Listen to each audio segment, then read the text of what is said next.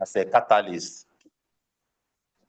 a platform for cross-collaboration of knowledge across disciplines, geographies, and sectors. It is here that the scientist must meet the entrepreneur, the engineer must engage with the policy maker, the artist must converse with the investor, and the academic must partner with the industrialists. In all this, the African professionals must interface with the industry influencers. This is the sense in this third annual Congress. Our sub-teams present a comprehensive blueprint for action. They acknowledge that translation is not a solitary act of science, but a symphony of concerted efforts involving policy, intellectual property, capital, culture, and most critically, human capital. This Congress is not an endpoint, it is a launch pad. As we gather today, we are also laying the foundation for ANOP's strategic programs in the coming years. Our vision extends beyond annual or quarterly meetings. In the years ahead, we shall deepen our impact through one, the ANOP Innovative Incubator. This is a virtual and physical hub to nurture the projects and partnership born from congresses like this one, providing mentorship, prototyping support, and access to networks.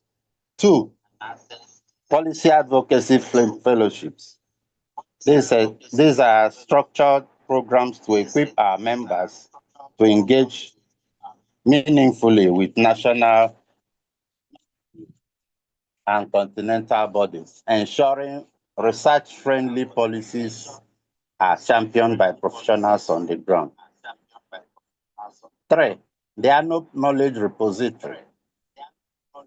This is an expanded digital library on our website to achieve research, case studies of successful commercialization, and a dynamic directory of African professionals ready to collaborate. Four, regional translation hubs. This is establishing focused in-country forums that tackle sector-specific commercialization challenges, ensuring our work is localized and responsive. Five, Next Generation Innovators Program. It's a sustained initiative to integrate students and early career professionals into our projects, securing the pipeline of talent for Africa's industrial renaissance. Six is also related to five, is African Professionals Mentorship Program. This is a structured, culturally relevant mentorship pathways that connect emerging talent with experienced professionals for knowledge transfer, skill development, and career advancement. So as a network built on the four pillars of one, professionalism, two, social networking, three, business net development, and community service, ANOP is uniquely positioned to drive these initiatives. We are more than a professional association. That is to say, we are an engine for practical progress. Our mission is to develop ourselves not as an end, but as the means to build a more vibrant, prosperous, united, and stronger Africa. Therefore, to all our participants, our esteemed chief executives, directors, policymakers, development practitioners, entrepreneurs, and the brilliant students who represent our future. I urge you, engage deeply, shape openly, share, challenge assumptions, forge partnerships, let the dialogues that begin in our virtual sessions today evolve into the collaborative projects and strategic alliances that will define our work for years to come. Let this Congress be remembered not only for the quality of ideas presented, but for the deals it brokers, the policies it inspires, and the innovations it propels from lab to land, from concept to consumer.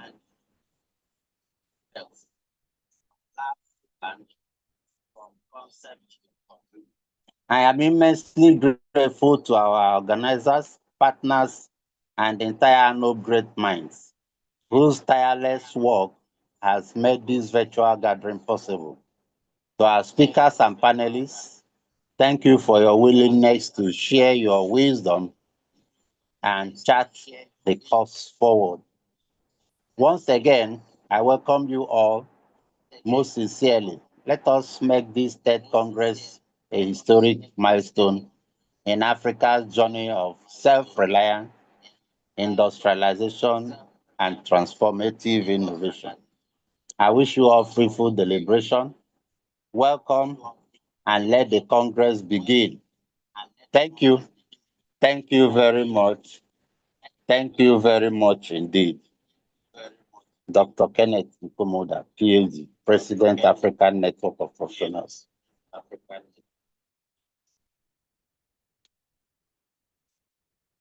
Thank you very much. That is a welcome address.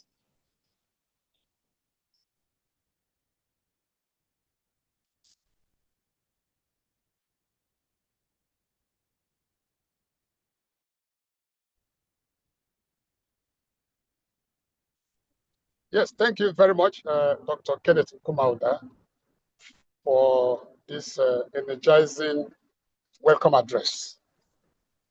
Welcome once again to all the delegates from around the world, from different walks of life, all assembling here under one umbrella. Under one umbrella, we all this year are have been focusing really on how to bridge the gap. What gap? There's a lot of research going on that has been going on in Africa, African institutes of higher learning. But how many of these have been transformed into tangible products that can change the life of the people? We all know that the transition has been very little and slow. So this year we've been exploring how to bridge the gap. So we are like coming to a climax at this time of the year, and we want to assemble all the thoughts that have been expounded through seminars and webinars, online webinars, and then let's see if we can make a headway so that we can all look back and say, at least what we achieved this year is to now know, bring it to the forefront of the public consciousness of the need and how to bridge that gap and move forward. So thank you again, Dr. Nkomoda, for setting the tone. Like I said, you've added energy to this conference, to this Congress, right? Now we have to move forward and then move on to the first presenter. Having listened to him on many occasions, it's really hard to fix who Professor Chidi Oswagu really, really is. He's a man of many, many parts, with decades of experience, behind him. So he's going to be our keynote speaker. Professor Oswagu, I believe you are ready, waiting to be introduced. So our keynote speaker today is Professor Chidi G. Oswagu. He's the chairman of African Center for Biomedical Engineering Research. But like I said, he's a man of many parts. And just, you see what you're going to do. Just pay attention. Pay rapt attention to his presentation. You will see what I mean. That he's a deep thinker. He's a leader in presenting the African worldview. Remember, the African worldview. So he's been a researcher, and he's not only talking, he has been walking the talk by also going ahead to produce. So he's been taking the lead in the transition between researching and translating the research into what can affect the people's lives positively. So that is why that's why Professor Oswagu is going to speak on the topic, bridging the gap. We already know what the gap we're talking about. Policy, intellectual property, and legal framework for research commercialization. That's the topic. I repeat, bridging the gap. But he's going to focus on policy, intellectual property, and legal frameworks for research commercialization. So I invite all of you to pay undivided attention to Professor Chidi Oswagu. Please feel free to take copious notes, but I give you a hint, and I'm letting you in advance. Okay, please pay attention so you don't miss. You need to pay attention to every step of his development of his topic, so as to make the connections. Okay, and you are going to go home tonight with a richer experience and seeing what you and I can do to bridge this gap based on the framework that is going to lay. Okay, so without much further ado, I want to invite Professor Chidi Oswagu to take the floor and then make your presentation. We are all, yes, sir.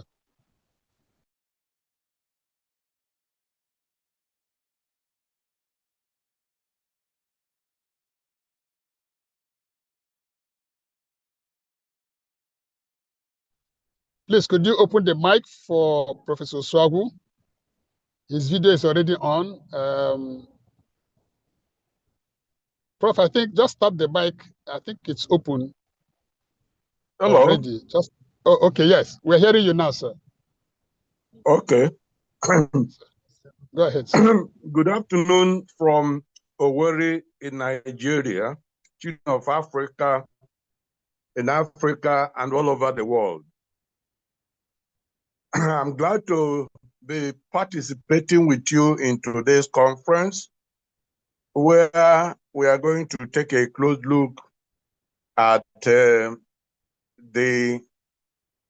difficulties we are having harvesting the result of what we sow in the field of education.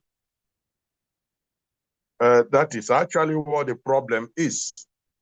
Everybody that sows some plants, fruit trees, any other plant, even timber plant, at some point we want to harvest it. And that is also what people do when they send people to school for trainings and all kinds of learning processes. But for Africa, the harvest time has not started. For many years, we've been sending people to acquire all kinds of skills from around the world, But the problem is many of our people are not seeing the harvest. And the harvest is actually in African terms to be translated into units of life, because Africans count all harvest, the ultimate value is life. If, for instance, somebody took a look at a listing of this year's life expectancies from around the world, you will find that at the bottom of that list, in their 50s, are the African countries, while other countries are in their 80s. In fact, Hong Kong at the top with 85 years is 31 years ahead of Nigeria at the bottom. Unfortunately for Nigerians, this is the most efficient place to die in the world today. Not only the most insecure place, because insecurity is tied to life. Nigeria turns out this year to be the most efficient place to die, with the lowest life expectancy of all the 101 countries listed. Hong Kong, 85 point something years, roughly 86. Nigeria, 54 point something years. The gap, 31 years. 31 years that we bury our people. When we are now talking of industrialization, products, any other kind, the summary is life expectancy. Let's keep that. That is an ancient African maxim. WBC, life is the ultimate measure of everything. So that whoever is telling any other person something outside life is not talking an African language. So we take note of that what we mean by industrializing and benefiting from our research and so on is, in summary, how do we expand our life expectancy to recover the 31 years of early death we suffer now compared to East Asia that was behind Eastern Nigeria in the 1960s industrial development process. That is the summary. There are a number of factors restricting us policy by what I call the Kissinger project or policy position that the Western world has been pushing to ensure that Africa does not industrialize, that we produce raw materials, which means as a deliberate policy, the Western world are killing Africans, and so that they can live long. But unfortunately, there's a limit to what they can gain. They're just killing us. And that is the summary of what we want to look at today. How do we avoid death, natural or artificial? And the title of the paper, as I modified it, is African Research Through African Industries to African Products. African research, how do we take it from through African industries to African products? And what is product? We are talking of product when we get our palm oil and process it into margarine and eat here in Africa. Not send it to England or to China or to whoever, to convert it to margarine, which we can no longer afford ourselves. And we are talking of when we get our cocoa, how do you convert it to Africa to chocolate? And not send it to France, where they convert it to chocolate and eat, And we find out that we cannot afford, we don't have the money, which is actually the right to eat those chocolate. We lack the right, as determined by, quote, market forces. In most cases, there are actually guns held by some malignant forces. So the title of this paper is African Research Through African Industries to African Products, Life-Giving Products. So let me read the first introduction. Africa, paradox of research potential and poor consumer potential. We have rich resource potential.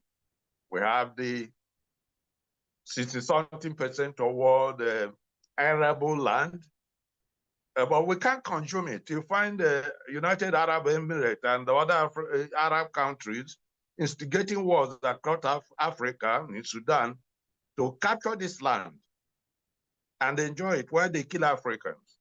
How do we reverse that? Why are we so poor when we are so rich? So, children of Africa, custodians and workers for Africa's future, greetings. It is both an honor and a profound responsibility to address you today on the upside-down connection between massive research results and dismal industrial productivity in Africa. And when I say this, I say it with background of a direct experience. When we have research results, 30-something years, more than 30 years ago, I produced a PhD thesis on sickle cell disease. But because I had taken a thermodynamic approach, I learned from my American education that unless you can explain anything in terms of energy, you have not explained it. So I insisted on thermodynamic approach and ended up defending without a supervisor. But what I found out is that sickle cell disease is a failure of glucose metabolism. It would sound trivial, but that's actually the case. And red blood cells and nerve cells depend solely, these two things, on glucose. And when glucose metabolism fails, which in this case fails because of an enzyme complex called pyruvate dehydrogenase complex, then the whole system, these two cell systems, suffer. And that's what sickle cell basically is. And about last year, I went to the University of Port Harcourt and delivered a keynote paper like this. And I asked them, how come we haven't exploited that finding? And the fact is that we lack the capacity to exploit our result findings. So this thing is not theory, it is practical. We lack the capacity. Africans lack the capacity at this time to exploit massive mountains of results they are generating, to translate results we generate in laboratories into industrial products, which translates to life, units of life, which is the ultimate. So we gather at a pivotal moment in our continent's history, united by a single transformative question. How do we translate the exceptional research emerging from African institutions into tangible products that drive development, create wealth, and solve Africa's early death problem, solve Africa's sickness problem? We saw what happened with COVID when our people were forced to reverse to traditional knowledge system, and they did better than the rest of the world. Now we know why they did it. We know the science behind what they did, and it was purely scientific. How does research result yield healthier, longer life for Africans as in other lands? Like I've said, in Asia, all the argument about GDP and so that are nonsensical. The summary is, well, they are useful, but they are not the essence. The essence is life. How many units of life do you gain?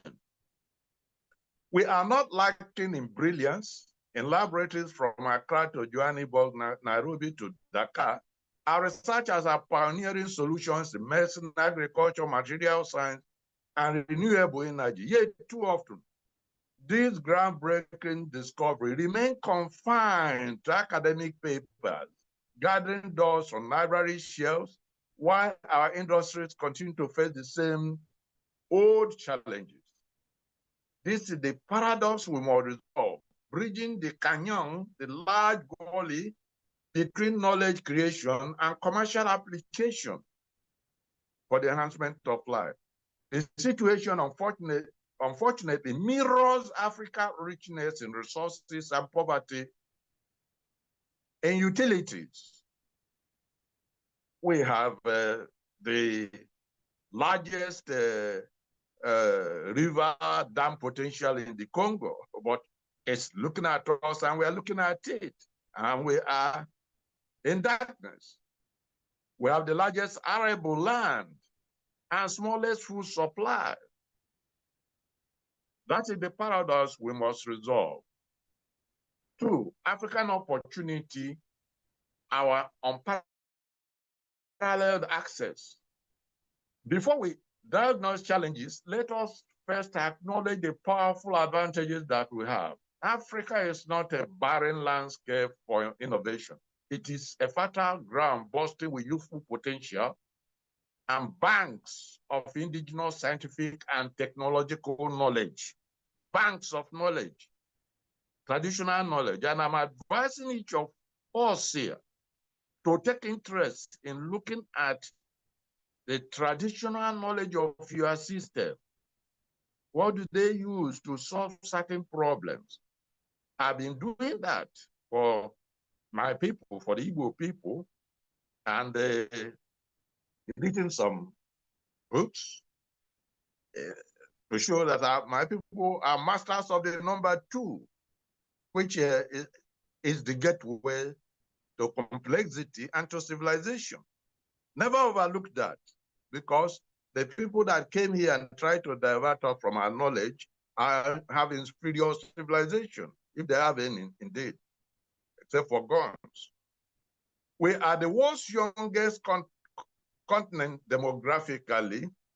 We have about 1.4 billion. Sometimes people claim that it might be a little more less, because people blow up some of these numbers to find a reason to say, call the population, use the population. We have about 1.4 billion people, representing a large market and a wellspring of creativity and entrepreneurship. As the COVID challenge and management attest to, I keep drawing us back to the COVID. What are people did with COVID? They did with COVID. They saw it all over the world. They look at it, they saw, oh, this is what we do when we have this kind of fever. And they went and took it. In East Africa, they saw, oh, this is what we do when we have this. In Haiti, all over, they say, oh, when we have this, we drink sunflower tea. And they drank it and survived. Now we know why it happened. We know the mechanism. It is because all of those things are rich in self-replicating lactones, which has a particular mechanism that is not popularly known by people. And they're sure it works, and it works. So we should learn from that how our people manage the challenge of COVID-19. We are custodians of vast natural resources, from critical minerals powering the global green transition to vast arable land that can feed the world and beyond. Good food, some people in heaven, or even some in hell, like the Arabs who are trying to kill off the Sudanese and seize our land. most importantly, we now possess the architectural framework for continental integration, the African Continental Free Trade Area, the very huge, geographically at least, free trade area, the largest in the world. And it's not alone. It is backed by the visionary authority of African Union's accelerated industrial development in Africa. Many people haven't heard of it, but I repeat the name now. Accelerated industrial development in Africa, AIDA. There is a name like that. There is a program like that developed by the African Union. And then there is Agenda 2063. 2063 will be a 100-year anniversary of the founding of the OAU, the centenary. And African plans have articulated a program to overcome by 2063 all the handicaps, all the drawbacks of slavery and colonialism, and assume the position Africa was before 500 years ago, when we were the most self-reliant people in the world. Happy, peaceful people, not worrying against ourselves or our neighbors.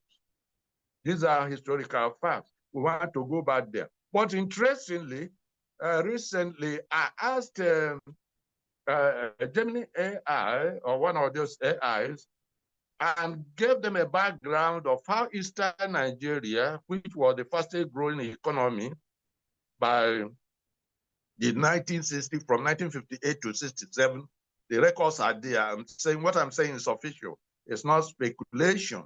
And it's published by the work of Carl Lydholm of Michigan State University and at the electoral consulting firm in New York, and later by Harvard Reviews, that Eastern Nigeria was developing at 9.2% per annum from 1958 to 67. And the war, which was staged to interrupt that process, was inflicted. And so Africa can do that. And I asked AI, given this condition, given the people's value system, the worldview, this thing, all these things, how many years, if we follow that track led by two men called Mbono GK and Michael Okpara, if we follow their track, how many years would it take to reindustrialize Eastern Nigeria? AI said 15 years, and broke it down. 3 years to do this, 4 years to do this, 8 years to shoot on top of the world. And I know what they mean. We do it so that Agenda 2063, therefore, is 23 years after 15 years, after 2040. So we can, in fact, our own generation, the younger generation, most people that are listening to me, with advantage of information explosion and so on, can in fact crunch the thing and reduce it to 2050 and beat the African Union 2063 deadline timeline by 13 or 6 years for sure. And some of us at my age 78, I will in fact hang around to see what you do. Just days ago, a convoy of trucks and cargo planes left Renaissance Dam-powered industrializing Ethiopia, carrying first official shipments of goods traded under the African Continental Free Trade Area program.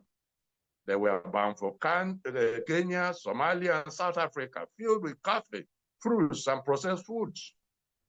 Products produced by foreign-day free people-funded Renaissance Dam. I want to draw attention of our people to what Africans will do under good leadership. The Africans have built, the Ethiopians have built a gigantic dam paid for by the people. Workers, ordinary people, villagers contribute to build the Great Ethiopian Renaissance Dam. The people built it, and it now is supplying Ethiopia with electricity, with which is now driving industrial. It is now trying to build a center for ICT center because of the demand for power. And of course, this thing is not unique to Ethiopia. My Imo state of Nigeria, where I'm talking for, we built the Imo airport just by that method of contribution. And the public servant here, I contributed like every time we built it, the cargo airport. So African can do it everywhere. We can do it. We don't need to get into the debt trap of agents of Mammon. This was a modest start, yet deeply symbolic what the Ethiopians have done by trucking this thing. Those trucks and planes carried more than merchandise.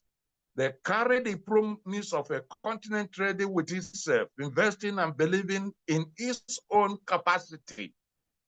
Industrially sovereign Africa. That's what that cargo from Ethiopia symbolized. And I want us not to miss it. Our research must be the engine that powers these trade routes, transforming raw commodities into finished goods and creating the high-value products that will define Africa's economic future. This will happen when African research results marry African industries. The value of debt. Now, you know, in some holy book, you talk on the value of the shadow of death. And so there seems to be such a value between our laboratories and our industry so that ideas don't cross. They get destroyed in between.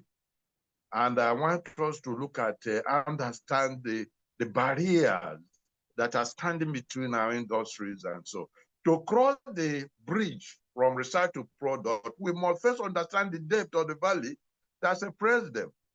Our challenges are not merely technical. In fact, they are not technical. They're secondarily technical. They are systemic, woven into the very fabric of our borrowed academic, industrial, and policy landscape, a post-colonial and neo-colonial quagmire.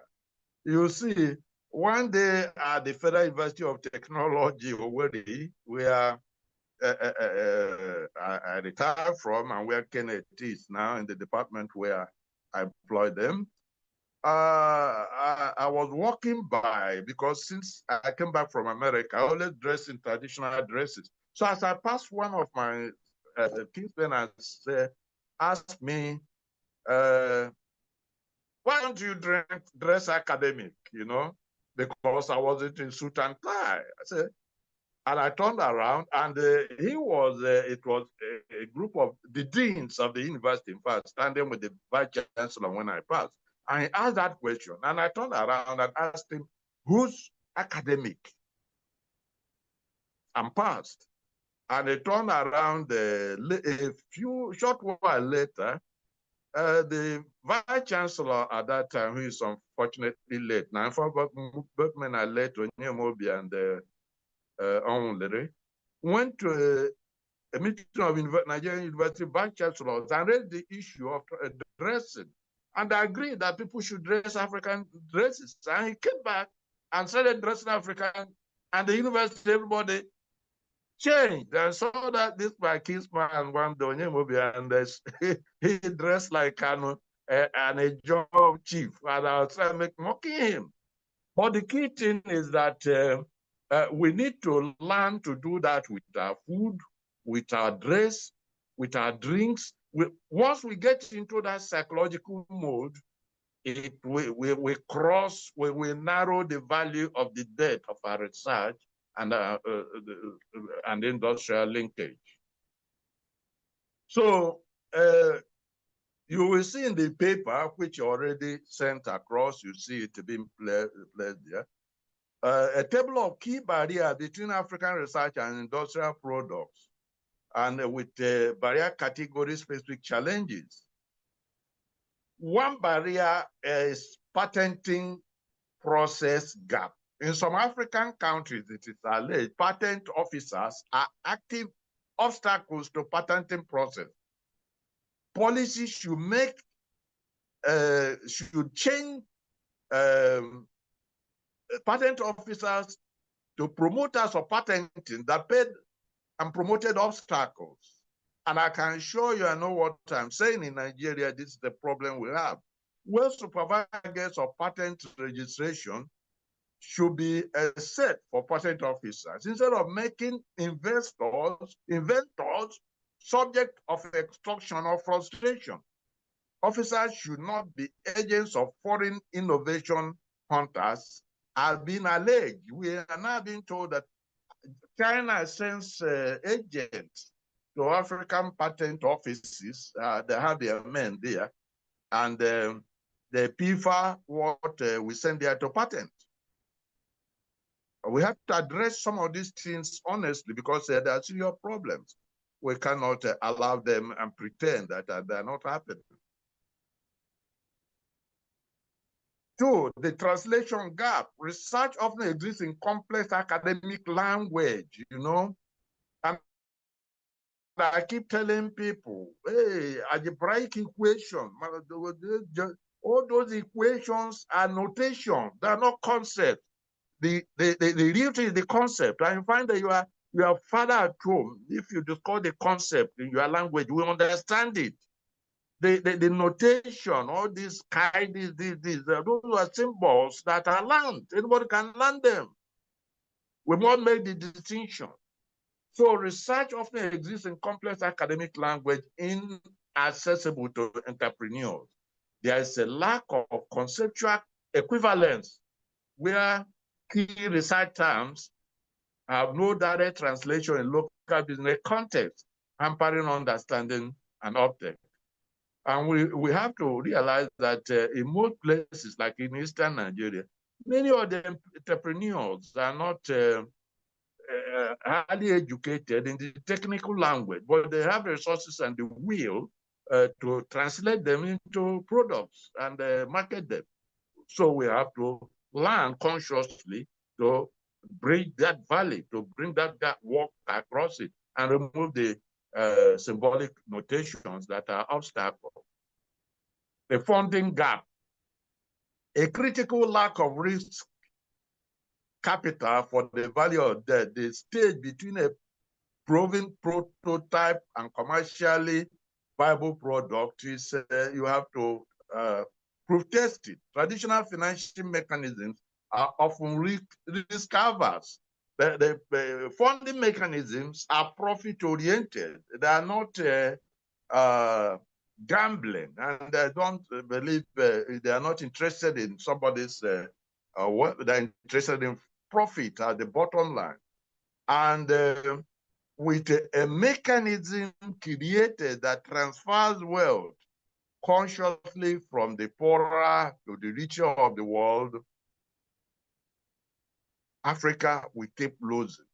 At a stage, I wanted to add a particular table to this paper, but I didn't add it. To see a table prepared by extracting data from data generated by economists and so on, to show that from 1820, wealth as percentage of world wealth share have been transferred from the poorer of the world to the richer. And it is an ongoing process, and is built into an economic law called the diminishing margin of diminishing this of marginal utility. Infrastructure deficit, unreliable energy, high transport costs, about 29% of the price of goods at trade existing goes into the costs that in other places are absurd. by having efficient energy system, logistic bottlenecks, manufacturing and scaling products prohibitively expensive and uncompetitive. When you come to the wharves, the seaports, say in Nigeria, you find people there who are just rent takers, and they hold everybody. Everybody into this, make billions, and then develop diabetes by overeating and liver cirrhosis by overdrinking and die. And everybody is suffering, and there's no leadership to direct it. Now it is up to you and me to appreciate this and find a way we can overcome it. So then the policy and collaboration disconnect. Policy makers and researchers often operate in silos, locked in their different worlds. A significant barrier is the limited capacity by policymakers to use evidence and inaccessibility of research findings. In many African countries, because of the education system, you find that the administrator studied administration and sociology and something like that, and linguistic, I mean, something that will not give him the skill to break through the notations that come from scientific research and make sense out of it. And because of it, instead of being humble enough by human nature, they will just shut down that what they are doing, we don't understand, it doesn't make sense, and so on. And everybody is suffering.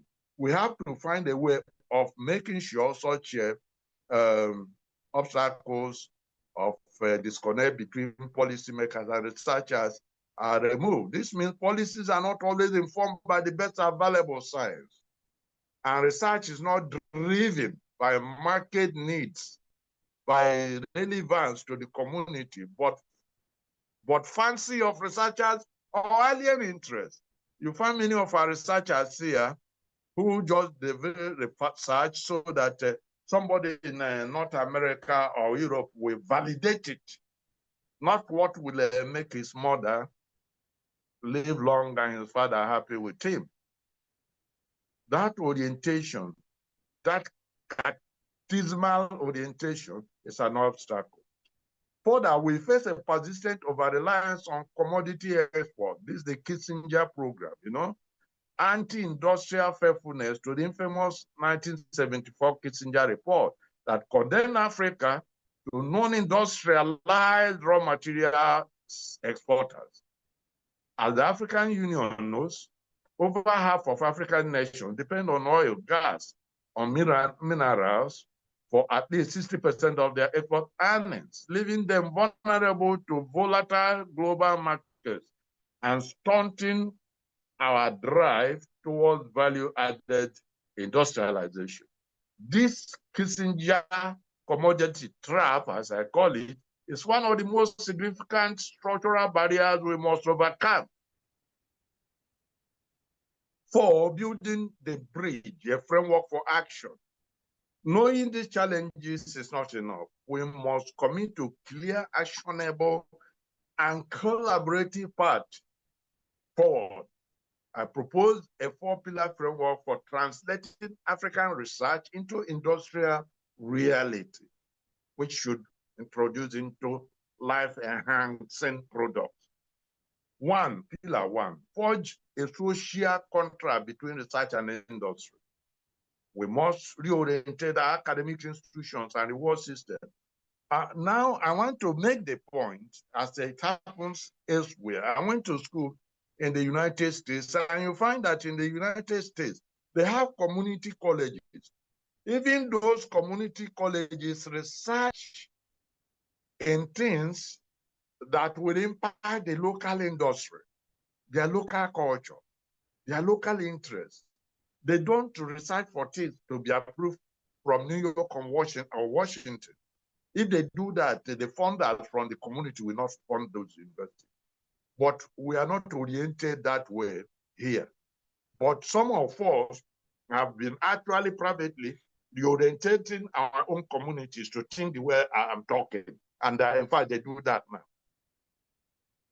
Now, demand-driven research. We must aim research that our communities need this or this and this, so that you find out a lot of the PhDs and so we generate are fancy on paper.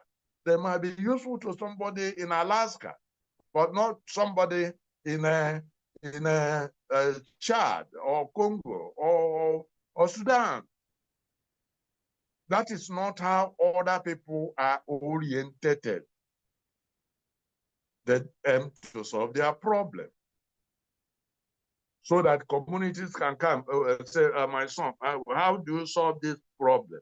How do we get this kind of oil to dissolve in this kind of place to give us a better rubbing oil like traditional people did?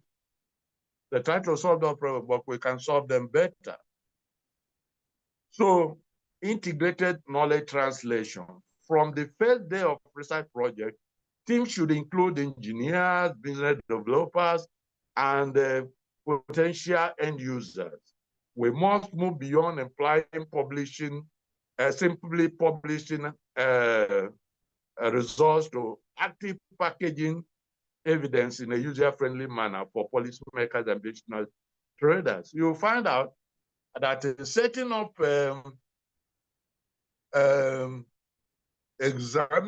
supervising teams in many overseas institutions for advanced degrees takes this into consideration. They set up a group that can see where the research is going and why it's going that way and how it's relevant to their local environment. Now, leverage our comparative advantage. We have said we are commodity-based industrialized strategy. We have a lot of commodities. A young man came to my house the other day and I learned to cut my pawpaws at a certain stage so that they create the branches and yield a lot. Heaps of pawpaw I have here in there. My wife just harvested for this morning. And I learned that from Asia, we just allow pawpaws to grow up, slim and so up, that they produce a few distance. But when you cut them down, you find the weird branches and they produce 3 times more, a lot more. And okra, the same thing. And I've learned to do that. So we should learn to be doing something like that. So instead of exporting lithium, we should be manufacturing batteries. And instead of getting cocoa out, to produce chocolates. And pillar number 2, create a conducive ecosystem through policy and infrastructure. Governments and regional bodies have a pivotal role as catalysts and implement the African continental free trade area with purpose. That document is well crafted by brilliant minds. And if you follow it, and people should get their community, their countries, their district, particularly communities, we are still, we don't talk the nonsense that you are trying, it is our tribes, our communities that we are emotionally attached to. Find a way of reaching the nation state has not become domesticated in Africa. So that in the 1960s, when we had a proper federation in Nigeria, where each region was more or less homogeneous, that's why they worked and they were powering forward. But now you have a situation where it is a Berlin state where some people hold others hostage and parasitizing on them, and everybody is fighting everybody and nothing is happening. So that we must try to be fair to all, but aim to help our village, help our town, help our clan, have to orientate that way. If you look at a business person from your community, go to him and say, this thing you buy this way, wrap it this way. Supposing you wrap it this way, or do it this way. And I can assure you we do that already here in Eastern Nigeria. We do that. And I'm advising all Africans to take interest in that. Now, we also have to establish and empower special economic zones. There are areas where you can bring all kinds of machines and so on together, and they used to have it in India. One of the great embarrassments when I came back from America is that I wanted to help my uncle buy lathe machine from India. And when I wrote to Koshi Chaudhary, who was my classmate, not my schoolmate at Youngstown State University in Ohio, and who looked up to me as a bright mind and so on, and said he should help me buy lathe machine. He wrote me back and said, Chidi, you mean you don't produce lathe machine in Nigeria? That was 50 years ago. And what is a lathe machine? A lathe machine is a machine for producing machines. And they had it in India at that time because of an organized government, not because they were not richer. We just have governments that will organize money to go on pilgrimages and also other kinds of stupid things instead of prioritizing the correct thing. So we established these economic zones. We had them before the war in Eastern Nigeria. We had Transamade Industrial, this in Port Harcourt for medium scale producing. We had in Umuahia at Aba for leather works, and so at Umuahia for agro resources, for Enugu, for all kinds of things. We had this, but have been destroyed, and poor quality politicians who are plunderers took over. And I'm glad the youth of Africa are challenging them in the Sahel and so on. So we must do that. And again, champion made in Africa, that is, unless we consume what we produce, then if we act as big men, quote unquote, and promote our ego by living what our people produce and buying, everybody will be imitating us and abandon what we produce. But if they see you as the elite of the community and you are eating, drinking their palm wine, and they join you. And that's the way to go. And we must mobilize capital and de-risk innovation. That is, again, our tradition, where you find out people contribute capital, give to each person to start something. We call it isusu, you know. Even our people took it to the West Indies. They contribute money and give a person, and everybody will contribute small to give it to, so that if you come to Federal University of Technology, here in Owerri today, where I retired from, and Komoda is at now, even the professor will engage in Isusu each month. That forces everybody to save something. And but all Africans, I'm saying this deliberately, so all Africans can understand some of the things that make the Igbo, but what you also know, you let us have it and share ideas. So we can have all kinds of financial instrument, this thing, raise up microfinance. I was the chairman because I recognized the difficulty of raising the kind of funding. I got into microfinance banking very early. So I was the chairman of the microfinance bank at the Havana University of Education, where I started here. I was the chairman, and at a stage, the single largest single holder. So you look into that, because finance matters. You need it to finance this thing. But when you now have this community-owned institution at the Havana Finance Bank, you can use it to enable certain people to start small projects so that you don't run into the hands of risk-averse loan sharks. So we look into the idea of strategic investments and have interest in money.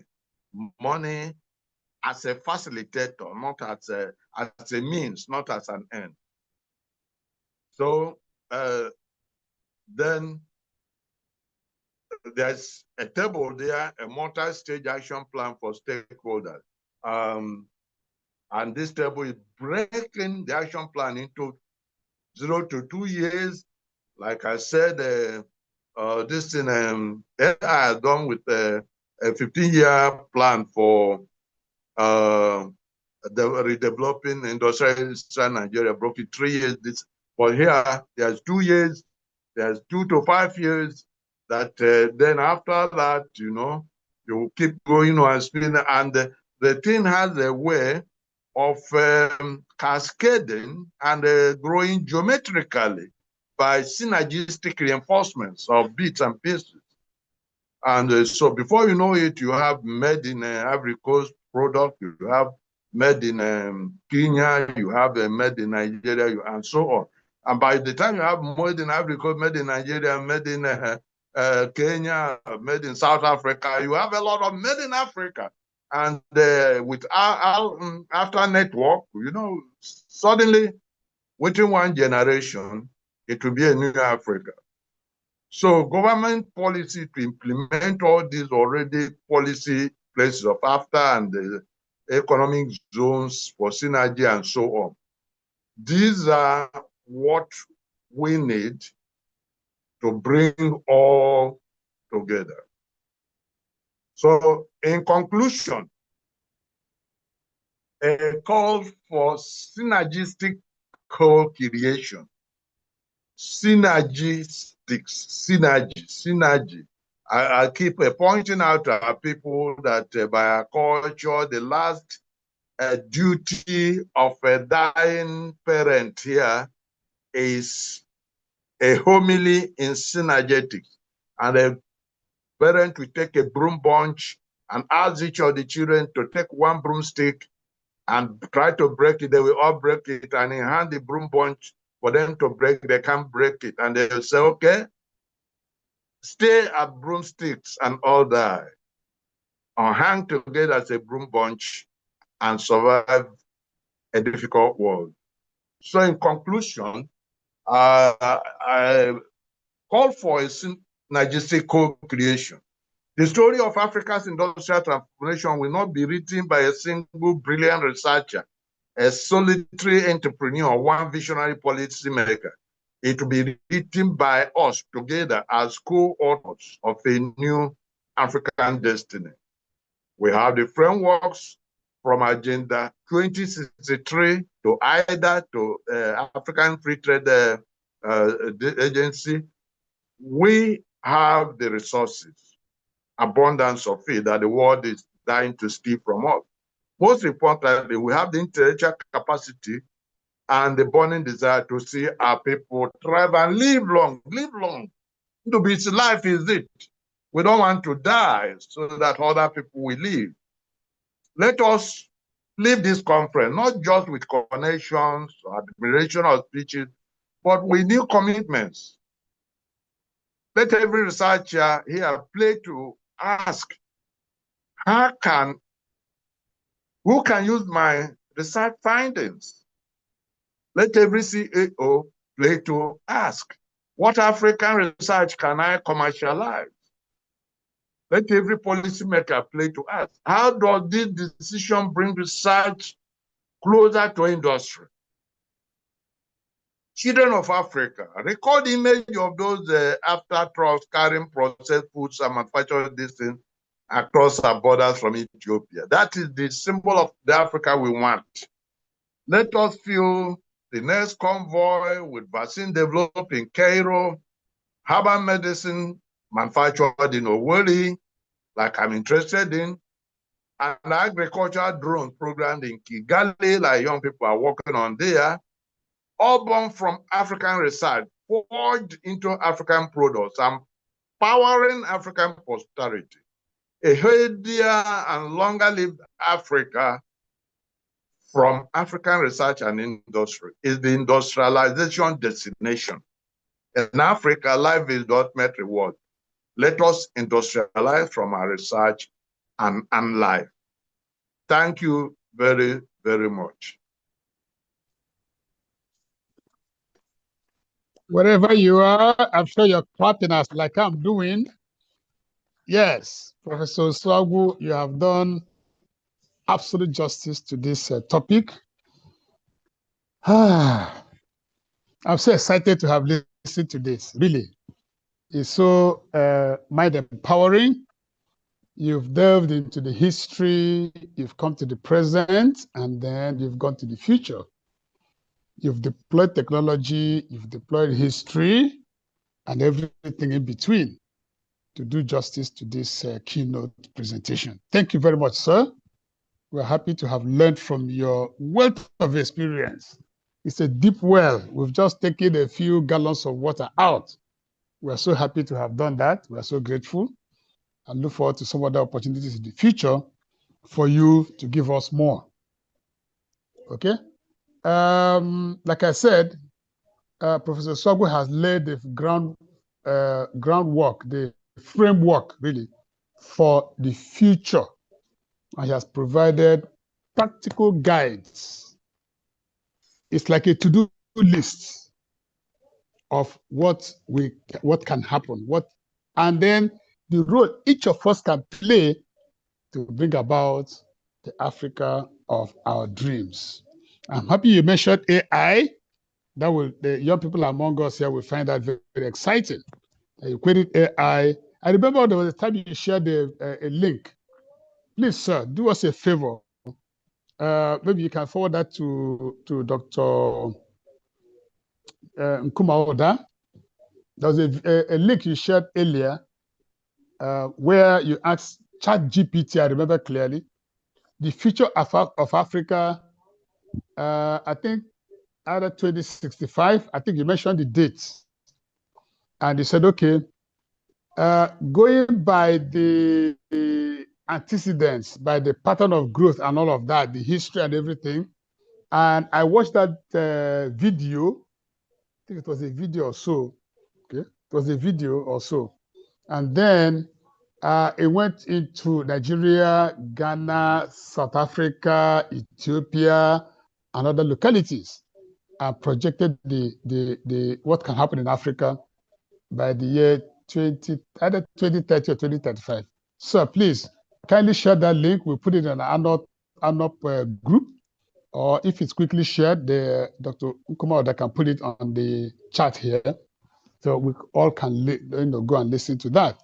And then the one you mentioned in your presentation about Eastern Nigeria, please do share the link if you can. Then we'll be able to, it's going to add to our take-home, our portfolio of take-homes or takeaways from this presentation. Once again, sir, thank you very much. We appreciate this, the depth of knowledge you've shared with us, the depth of experience you've shared with us. Now we have actionable points, one by one, what we can do. Okay? All right. Right now we're going to have a 10-minute break. Yes, it's true that our time is looking somehow, but we're going to have a 10-minute virtual break. While we are going into that, let me share a story, something that came to mind while this keynote presentation was going on. Not long after the war, I'm of the baby boomers generation. Okay, so we were hugely affected in Eastern Nigeria by the war, and the impact is reverberating now. Just an aside, have you heard about diabetes type 5? Recently classified by the WHO, because it's now affecting hundreds of thousands to millions of people. Okay, those whose pancreas were not adequately developed because of poor nutrition, they are the victims of diabetes type 5. All right, type 1 and type 2. Research what in between type 3 and type 4. But guess what?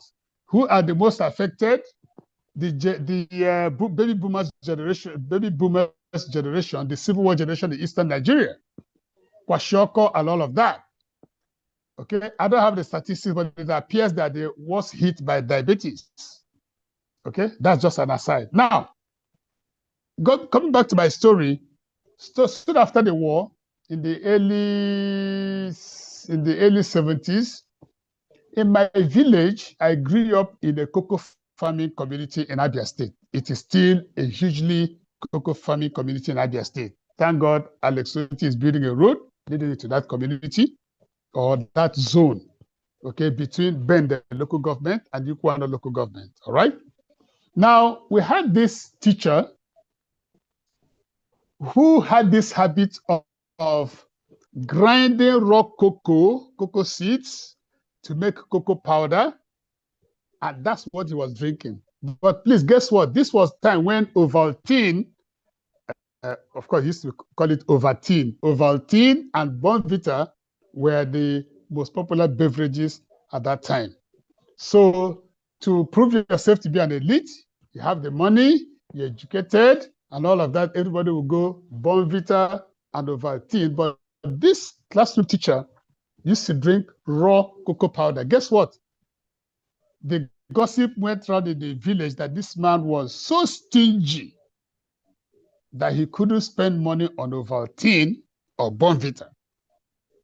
But guess what? Now, as a nutritionist and a supplement specialist, and personally feeding on this same cocoa powder as a healthy superfood, I was like, wait a minute. We're talking about more than 50 years ago, 40 years ago, 50 years ago. Somebody was wise enough. And that's what we're talking about now. Okay, so you can now see a lot of industries springing up. Of course, that's not in my village where we farm the cocoa. No industry in the entire zone. Bende, Itumbuzo, that axis, down to Yukwano, there is no factory producing cocoa powder. In Ogun State, in Ondo State, there's Iluji. I think that's what it's called. They have a factory that produces cocoa. In Ghana, they have chocolate and all of that. So thank you, Prof, for this clarion call. What that means is that there are things we can do at the very basic level to key into this vision, right? So 10 minutes from now, after this time, we're going to regroup and then move on to the second paper. Thank you very much once again, sir. We take a virtual 10-minute break. In between, comments are welcome, not questions. We're going to have a session for questions. Observations, comments are welcome based on what we have heard so far and whatever else that we need to talk about on this ANOP Congress 2025. Thank you very much, sir. We appreciate this presentation. So we go on a break, but in between, please, let's keep the forum alive by our comment. If you want to comment, please raise your hand. I will acknowledge you. Then you can make your comment. Questions will come later. Let's just make observations and comments.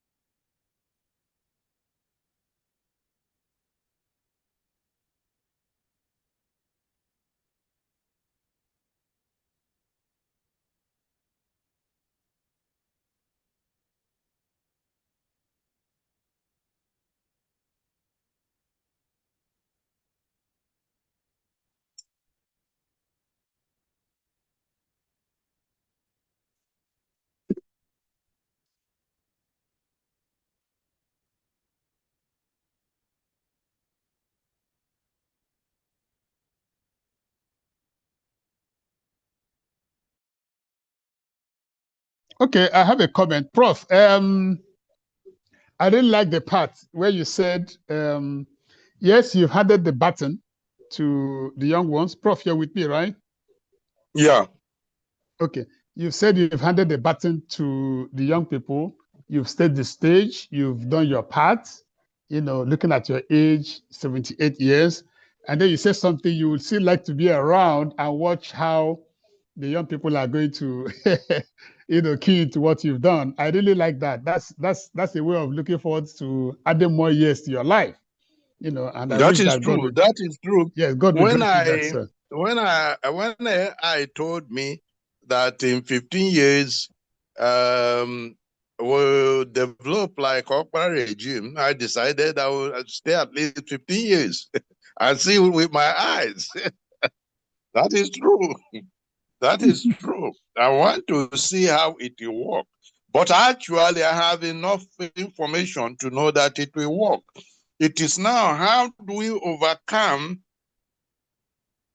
the problem of those before who waged war on us to stop that from happening before? How do we stop it? Well, we have the advantage now that the rest of Africa knows what the Igbo knew in 1966.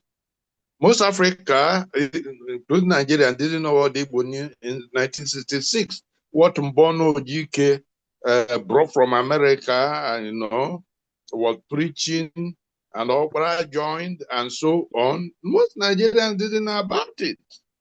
But now they know, Africans know. The youth are in Sahel, they are the Gen Z all over Africa, Madagascar, South Africa, everywhere, Kenya. They are now where the Igbo were in 1966. That's a fact. Even in Nigeria now, the Fulani are trying to play clever.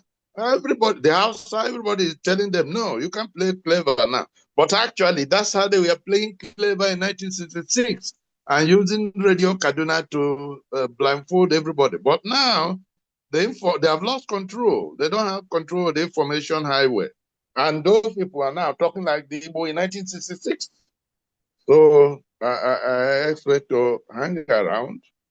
And in principle, we have enough knowledge now to know that we can extend life expectancy dramatically.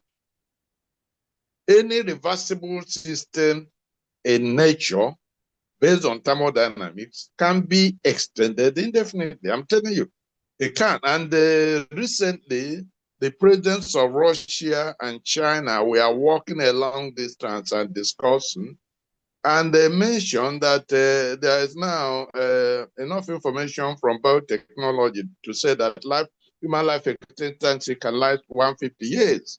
When they say, was I shocked? No, I was not shocked. I knew that's true. And why shouldn't we live that long? Okay, sir. May God grant our wishes. Yes, sir. Then, something else was running through my mind. Something else was running through my mind. Okay, so the floor is still open for comments.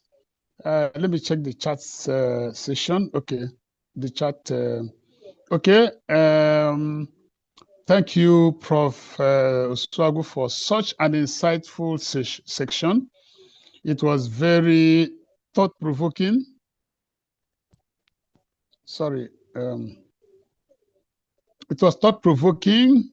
It would be really beautiful to see research being industrialized in Nigeria after and Africa at large. Okay. Okay. Somebody said Okay, let me see. Just a minute, please.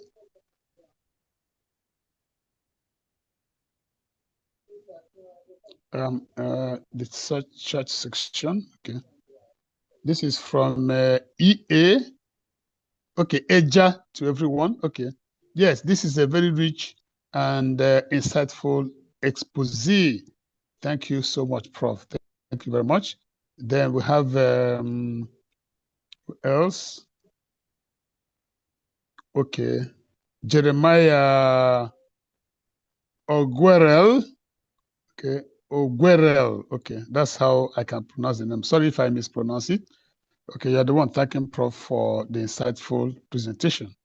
All right. Another one says Professor Swagu did not disappoint me as usual. Okay, Prof, you have a, I've gotten the idea now. I remember what I wanted to talk about. I think, Prof, what we're going to do at ANOP is to set up a podcast for you where you can speak these things and then, say this, and then we break them up into, 30-second, 1 minute, 2 minutes, sections, so that the whole of Africa will tune in and hear what you have to say. That's one way to document for posterity the knowledge and wisdom that you have acquired over the years and are willing to share. Okay, so well, Doc, actually, yes, sir. Actually, I will be very happy to do that because in 2014, I got a letter from the International Council for Science in Africa, based in Pretoria, and the African Academy of Sciences, asking me, they sent me, but nominating me to work among a group called, that later became called Future Earth. And 2015, we went to Pretoria for swearing in, and I was elected chairman of the Africa Future Earth Committee. And it was part of a world organization, which people don't know now, for the reason I walked out of it, even as chairman. And the mandate of that organization was to articulate a program for a new paradigm of science for Africa. And I had, it was then they told me, the then Director General of African Academy of Sciences, a Ethiopian guy, told me that they have been monitoring my work on interdisciplinary science, and they're impressed and happy. And that's why I was invited. Later, 2 years later, I went to Library of Alexandria to articulate a program of an African view of science and the future of science. Now, but I left that organization even as chairman. Because I kept pointing out that the problem with science was the failure of West Eurasian worldview, which is zero-sum, which is not, it lacks the capacity to deal with the complexity, which makes it difficult for deal with something like climate change, which requires the complex thinking and operations. And I keep saying, and they keep talking of who plays the piper, plays the tone, and you walk this, you listen to this. I looked at them and walked away. What am I saying? Okay, I'm sir. saying Thank this, you very that much. yes, what you are saying is something I'll be glad to do. Because I didn't walk away because I didn't appreciate African appreciation of what I've been doing, but because the Europeans lack the worldview to actually create sophisticated science. Forget all these things that are driven by military-industrial complex that are not dealing with science, serious science. You see, there was somebody that called me from US this morning, and I was and it came up also in the ANOP Great Minds Forum. I thought that put out something there that if you got the number 2 and compressed it, you get the golden ratio, 1.62, and that if you expanded it in the opposite direction, you get 2.27.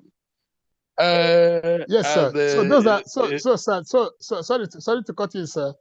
Those are the things we want to, a podcast is able to, because it's repeated, people can listen to again and again and again. So we'll break them into little portions. People just take a snippet at a time and we'll move on, sir. We're going to work on that, sir, as the project for 2026. Yeah, that's what I pointed out.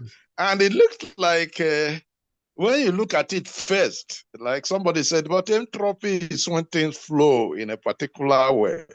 Well, yes, that is when you learn it classically, yes. But when you now really get down to it and you find out that your ancestors had gone through that. That Igbo ancestors had gone through that, and they find the truth in Ezi. You know, you understand the Igbo. So Ezi, which Igbo word for truth, is based with a model of a tree called Uzi, which grows, you know, right into the heaven, which defines perfect order. And while Oga, you know, is modeled after a fowl called Ayagara, which has its feathers in all directions. You know? You know? Okay, Prof. All right, sir. We'll come back to that later. So we need to get back to the message of the day, sir. From Okay, studying sir. this thing, I arrived at an equation that gave me access, a way of deriving those constants without infinite All right, series. so the mystical sounding Igbo expressions to mathematical formula, we are going to explore all of that in a podcast, sir, for 2026, sir. All right, so okay. back to our session. We are moving on now. Okay, Professor Kumo, they were trying to reach me. I hope, okay, please, Dr. Kumauda, you can drop an update. Otherwise, we are moving on to the second paper for the day for this Congress. Just a minute, please. Let me bring it up. Okay. I hope Professor Zota is in the house. Yes, please. Okay. Okay, oh, lovely, Prof. I'm happy to have you, sir. Okay. You're so welcome. We're continuing plenary session. The plenary speaker number 1 is Professor Christian Nzota. All right. Of the Nnamdi Azikiwe University, Awka, Nigeria. Instead of going through all the background information, but please, you all know that what is a prof, especially of several years, his worldview, his experience, and everything cuts across disciplines. So Professor Zota is one of such persons, and you're going to see the evidence of that in the topic he's going to treat now. Okay, African research, bringing forth sustainable products and localized solutions. So we are moving from theory. Professor Songo has led the theoretical foundation, the history, the way forward. Now Professor Zota is going to, go to the practical aspect of it. So, oh, sorry, please. Just a minute, please. Just hold on. Okay, yeah, that's it, Professor Zota, Christian Zota. African research, bringing forth sustainable products and localized solutions. Prof, we have you have the floor. We are all ears, and like Okay. somebody said, you are not going to disappoint us. We trust. Please go ahead, sir. Thank you so very much. I want to thank the organizers of this for such an apt and timely topic. I want to first congratulate Dr. Nkumauda for very succinct, very wonderful work he's doing in ANO. This presentation, like has been rightly said, will cut across quite a number of disciplines. And I will dwell primarily on 3 things. The first is the characteristics of the African research. The second will be the challenges of African research, and how to convert African research results to industrial and commercial products.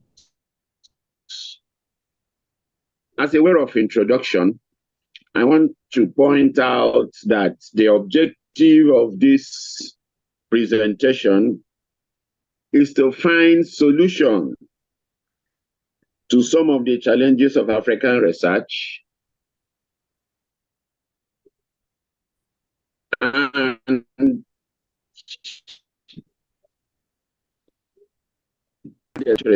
to industrial solutions.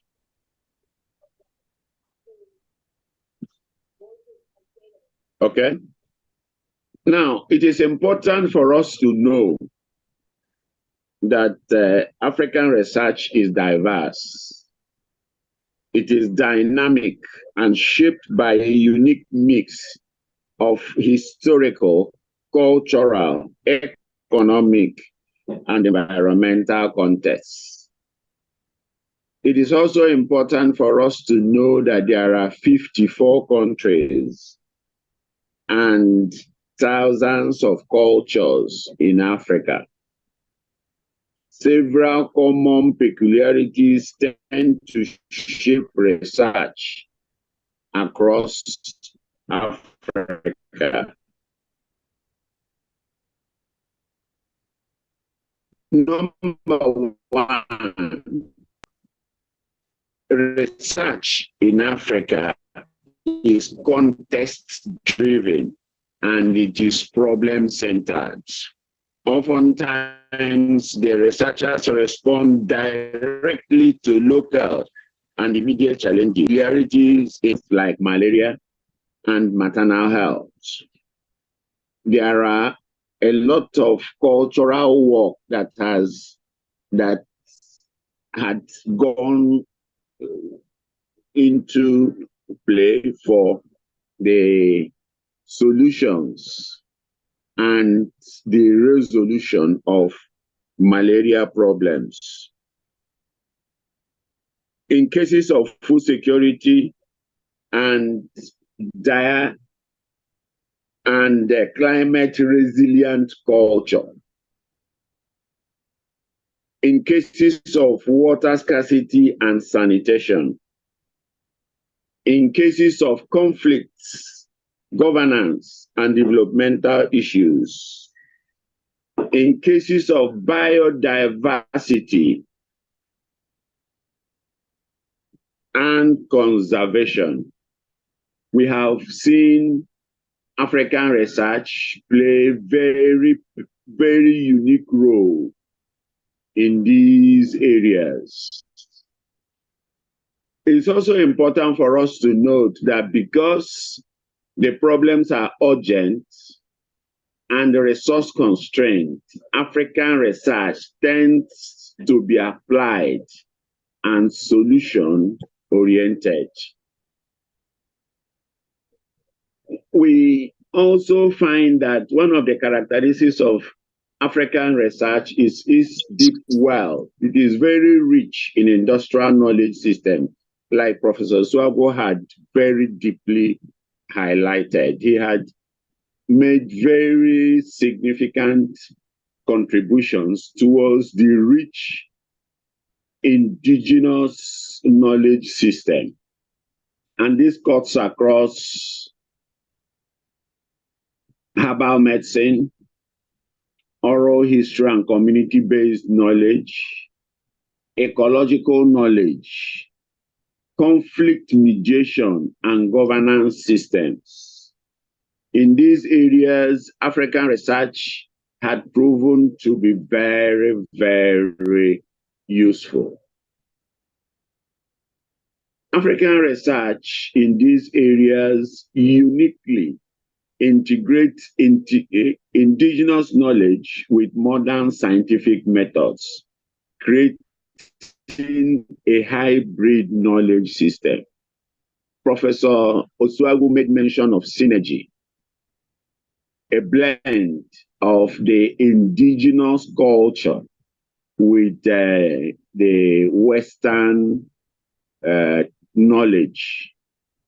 A blend of the two would, to a very large extent, the solutions and applications of the results derived from the African research.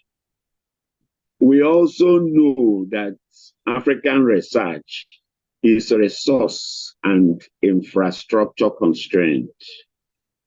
There are limitations, so many limitations, which include, well, but not restricted to, limited funding, particularly from the government. The national budget is usually lower than the global average.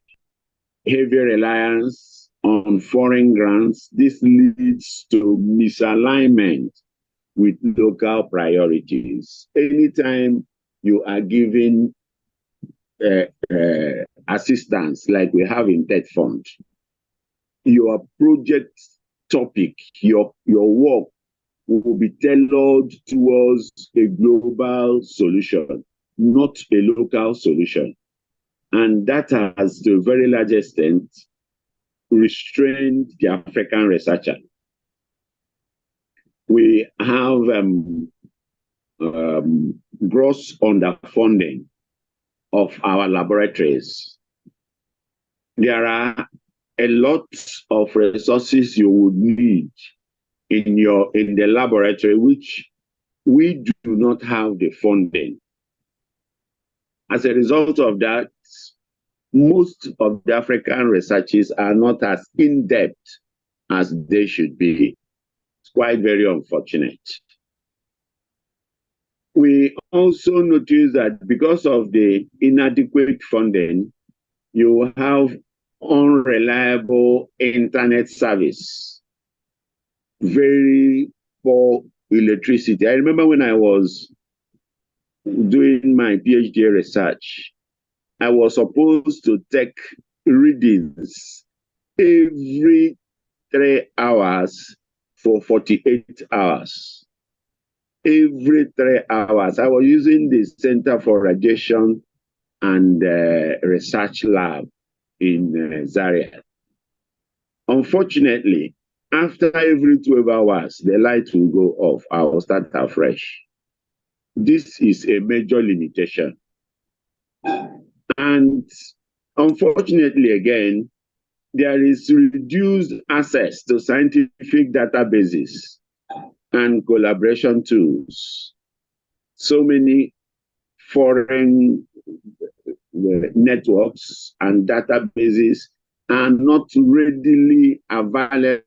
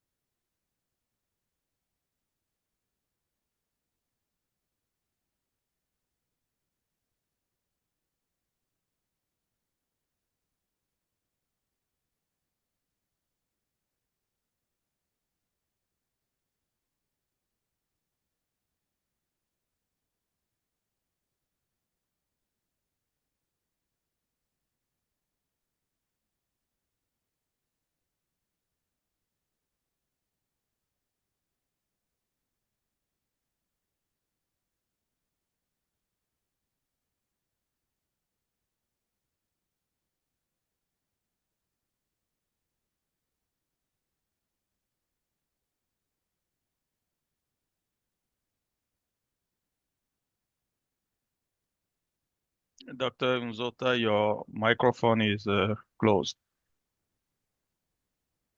I'm sorry, please. I'm sorry, can you hear me now? Yeah, it's okay. Okay, I'm sorry about that. So we have these obvious changes, obvious challenges obvious limitations.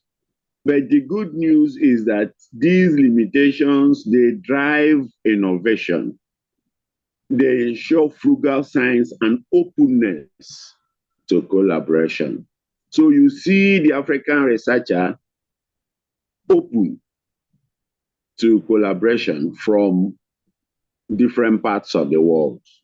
For as long as you are in a position to provide for him, for instance, uninterrupted power supply, he will collaborate with you. We would now look at some of the challenges of African research. Like we had mentioned, outdated laboratory equipment and limited access to advanced technology. The whole world is going genomic sequencing. You hardly find a lab that would readily give you access to the genomic sequencing procedure. You have brain drain as a major challenge. Professor Swagu mentioned his long stay in the US. The United States of America took a greater chunk of his super intelligence. And now when he wanted to retire, he came back to Nigeria. Mentorship for local researchers due to exit of senior experts is compromised. We do not have adequate mentorship for them. We also have weak research policy linkages. The policymakers often do not use research evidence effectively. The research funding are not translated into practical policy recommendations. All these affect the quality of the research. We have, in addition to weak research policy linkages, limited research collaboration. Because when you are in a collaboration, when you are in a partnership, there is something tangible you have to provide. So you notice that low intra-African collaboration because of travel costs, because of weak networks, because of administrative barriers. Professor Osuagwu made mention copiously on administrative barriers. All the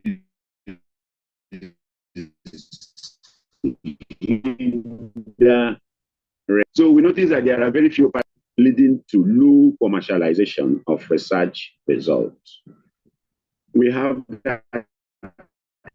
challenges, lack of high quality, reliable and standardized data for research, limited participation in global data sharing. And we have administrative and bureaucratic barriers. We find this most in the slow rate of procurement processes. You want to import a material for your research. Before that material gets to you, your time of research would have lapsed. There are some radioisotopes like iodine-131. It has a lifespan, a half-life of less than 10 days. Before the iodine-131 gets from France, for instance, if you are importing from France, before it gets to Nigeria, it has exceeded the half-life. So at the end of the day, you'll notice that these delays and bureaucratic procedures end up hampering, reducing the efficiency of the researcher. Ethical boards, they are not as efficient as they should be. There are limited access to research literature, limited open access publishing support. political instability, and insecurity. You will notice that in conflict zones,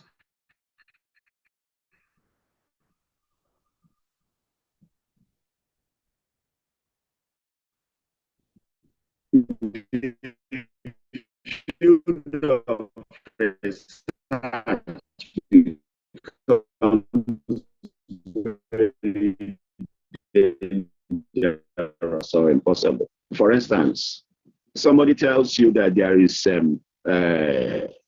phlegm coming out of a section of Zamfara state. You will be reluctant to go because you wouldn't, in the course of assessing the concentration of radioisotopes in those areas, you may lose your life. So at the end of the day, you notice that insecurity is a major problem in having research in some parts of the country. Now, the question is, how can African research drive sustainable and localized solutions? Let us look at actionable take place. The first ways for you do that. Number one, biodiversity full innovation, which is the key to leverage local resources, indigenous knowledge, moderate science to address African challenges from within. What does this mean? There are a number of options that we must have to indigenize. There must be indigenous application to some of these problems. Like we see in the case of malaria, a lot of research had gone into malaria treatment and management. Very exotic. But we all know that there is this leaf we call Dogoyaro. Locally, we call it Akom Sharop. Akom Sharop produces what we call the neem. It's called the neem tree.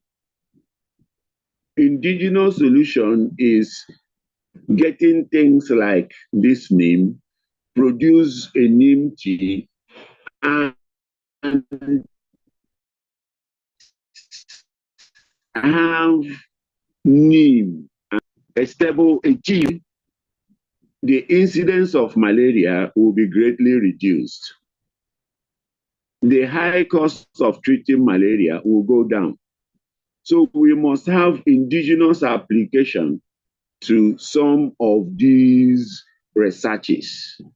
When our research results are founded on very exotic and foreign materials, you would end up not achieving the results you ordinarily would have achieved. It is also important that we know that there are priority domains. Examples and strategies to achieve these are: one, in agriculture and food systems, for instance, the primary focus is climate. We have a smart, resilient, and high-yield systems.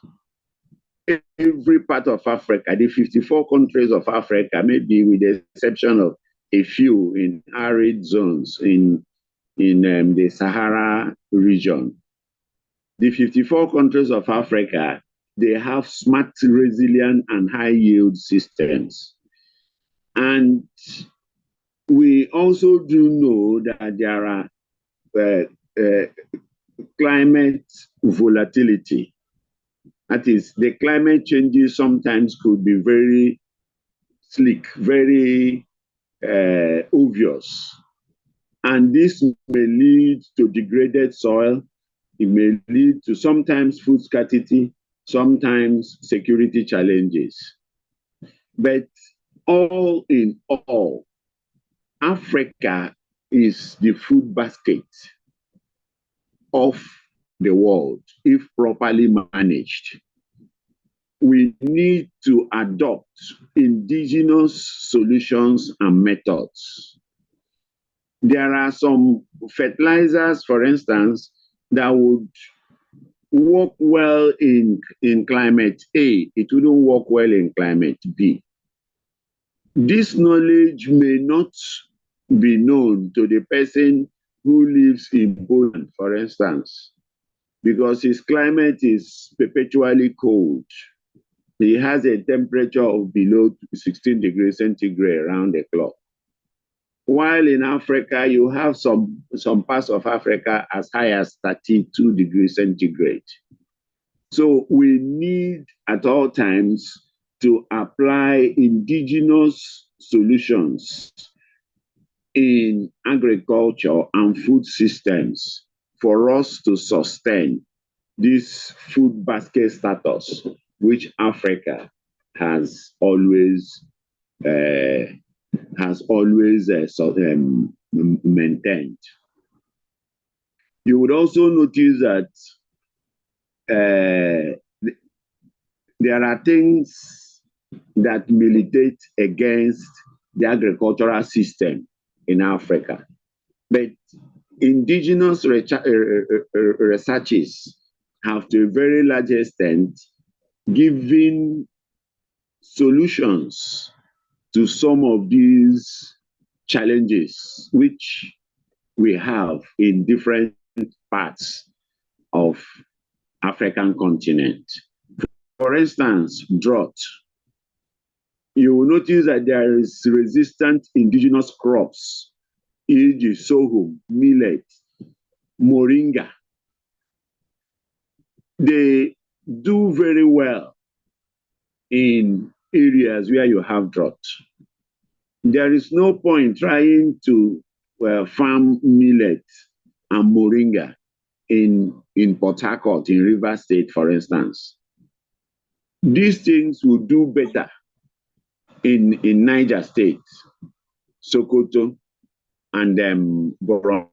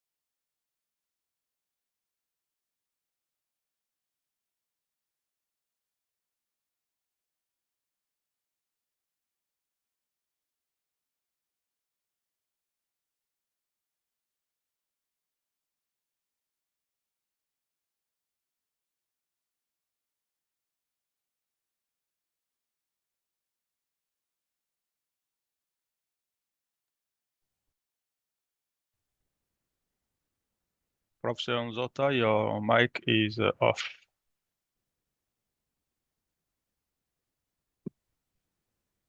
Sorry, please. Okay. Yeah, can you hear me now? Yeah, we can hear you. Okay, so let's go straight to how to convert African research results to industrial and commercial products. As I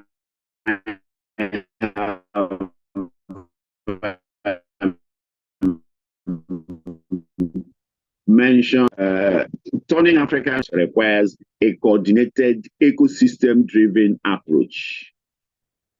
And we will look at practical Africa-focused roadmap that bridges research, industry, policy, and investment.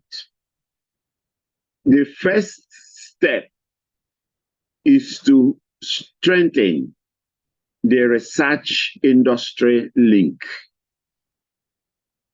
How do we do that? We establish technology transfer offices, what we call TTOs. These technology transfer offices would help researchers to patent their products, or to patent the result of their researches, license, and give them packaging innovations. They would, in addition, offer legal support, give them market analysis, and business development services. The second approach is by creating industry advisory boards in the universities. I use universities because over 75% of our researches, they come from universities. There are other institutions like Root Crop Research Institute, Grain Research Institute, Cocoa Research Institute. There are quite a number of them, but all these put together, they do not have as much research result as we have in the universities.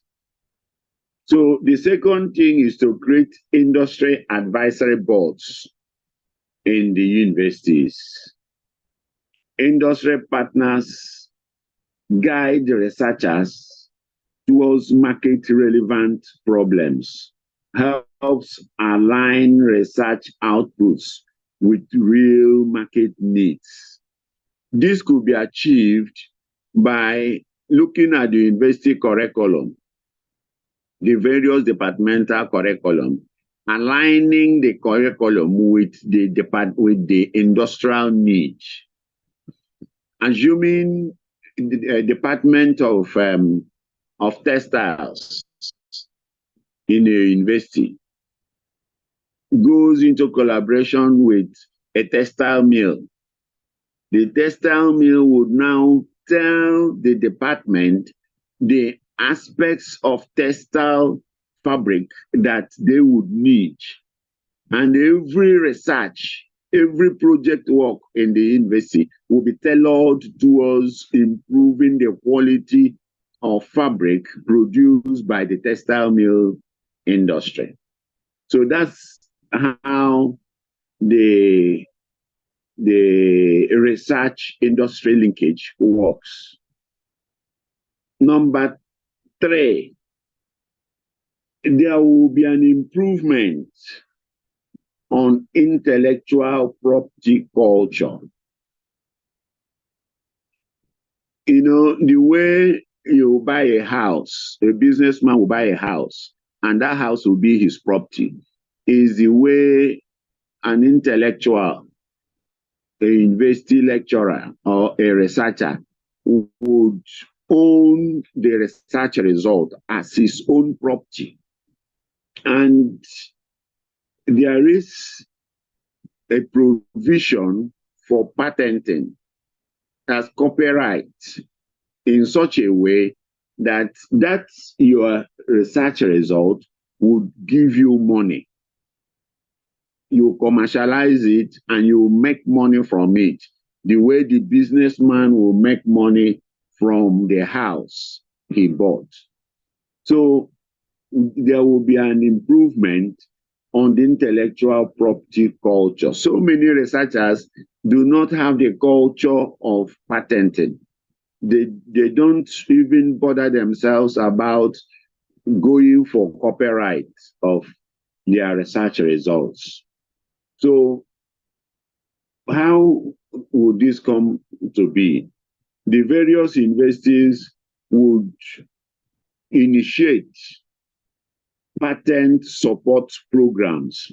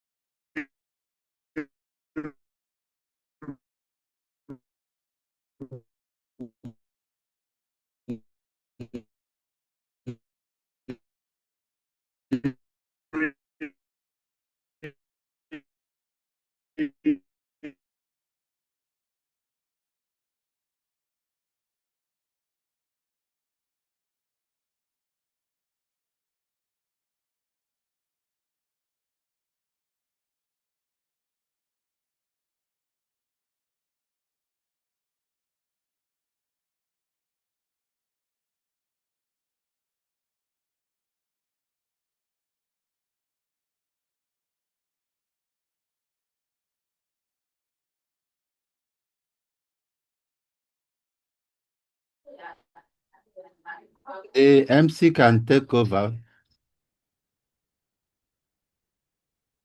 because Prof is off. Thank you.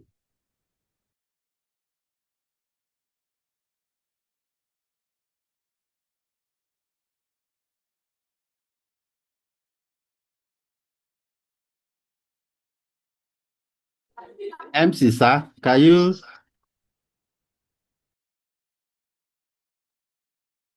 take over, please? Okay, he's back. Sorry about that. I will continue apologizing for as long as the network continues messing us up. So I have said that one of the ways will be to provide subsidies of free intellectual property consultations for researchers and simplify the national intellectual property registration process. Another very important aspect is regional intellectual property harmonization. This means bodies that will protect the intellectual property of researchers across borders, that is, across countries, should be formed. And these bodies would ensure that when somebody has a right in Nigeria, this right will not be stolen by another person in Ghana. And when this property is stolen in Ghana, he could go ahead and begin to implement, industrialize the results. And before you know it, you have lost that your property.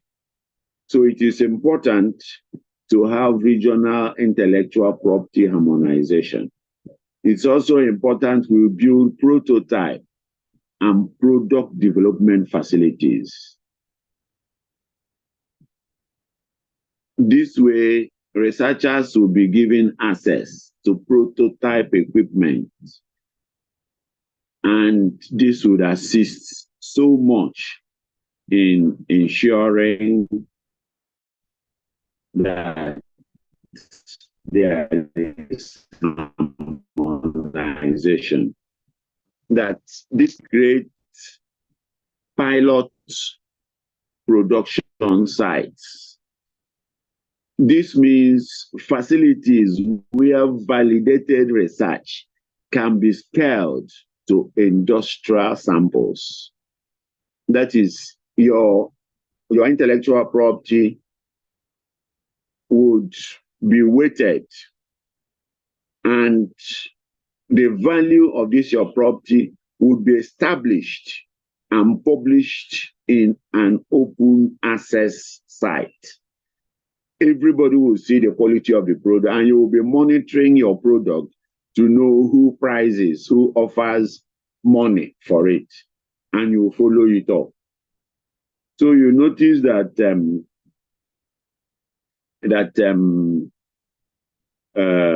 intellectual property of researchers could be stolen and could lie fallow for years. The researcher would not know that he has a valuable asset. This asset will not be useful to the industry, will not be useful to the general public. It is there in the shelf, like Professor Swago said.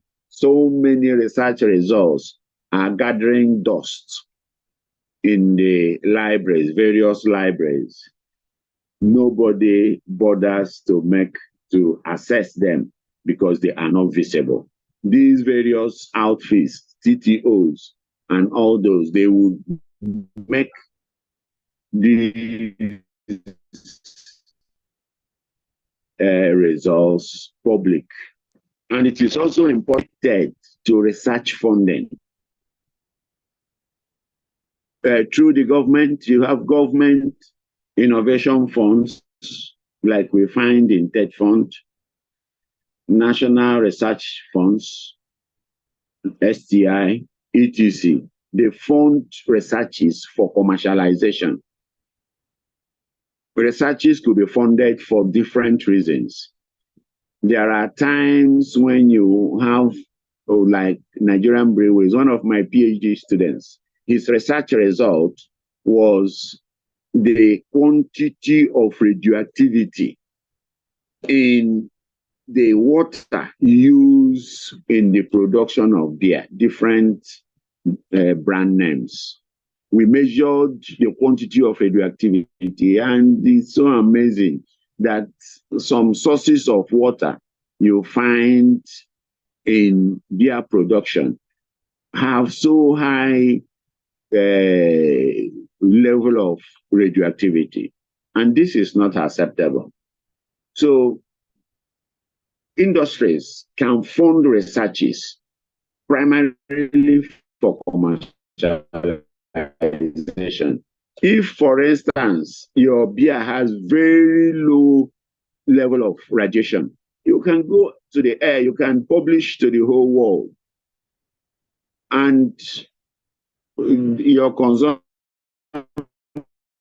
rate will be higher. More people would now opt for your beers. The radioactive level is very low. So this funding, it could come from specific research funds, national research funds. So it is also important that individuals can create incentives for local banks and invite capitalists. These capitalists will fund researches and take their right. That's the copyright. Entrepreneurship could be supported, could be organized. And then take it upon yourself, gather different research results, and train entrepreneurs. So many people will come and study how they can make the best use of some of these research results in production. A classical example is I I have a hope that what we call the VV League, very, very low income group, we gather disabled people and people that are of very low means. We teach them different things. One woman teaches how to use ash to produce bleach. The bleach she produces is more potent than the bleach you find in the market. So many women have opted for that. This same ash you use to produce soap, the woman teaches how to use that same ash to produce bleach. So there are people who will gather themselves and have entrepreneurial training. They would train in business model designs, customer research, and financial planning. This way, the research results would not only be beneficial to the industry, but it will be beneficial to low-income group and individuals who would go into training on how to apply these products or these results. In addition, you can build industrial partnerships. That way, you co-develop projects. Companies partner with you. Okay, we've said that earlier, but it's important that this partnership works.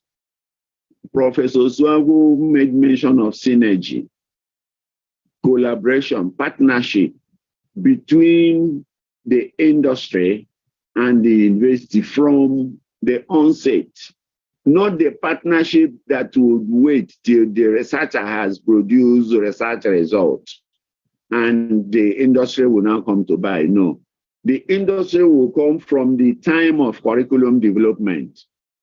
And because he is interested in the products, in the results of their research, he will fund their work and their work will be tailored towards commercialization. It is also important for us to know that local manufacturing networks can be facilitated. How does that work? You can connect investors with local factories capable of producing components or final products. There could be government policy support. There could be innovation-friendly policies, tax incentives, and high-tech manufacturing. The government can support the researcher or the industries by reducing the tax, both income tax and value-added tax. That would reduce the cost of production. Production in this concept is a research result.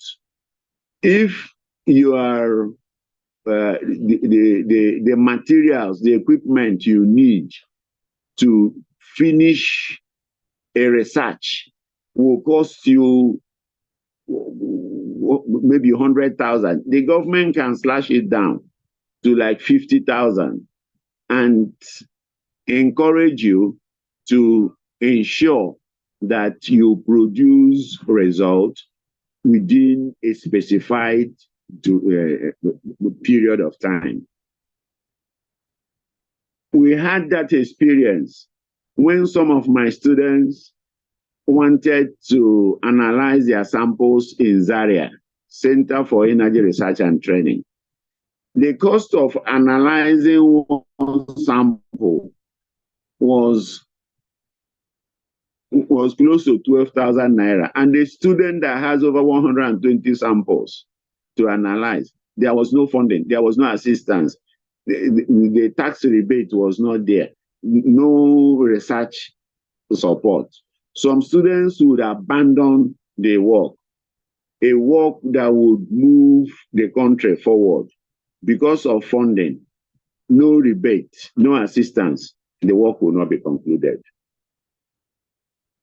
It's also important for us to know that just like we have trade fairs, it is important the government or public sectors, even private sectors, can showcase and promote African research results.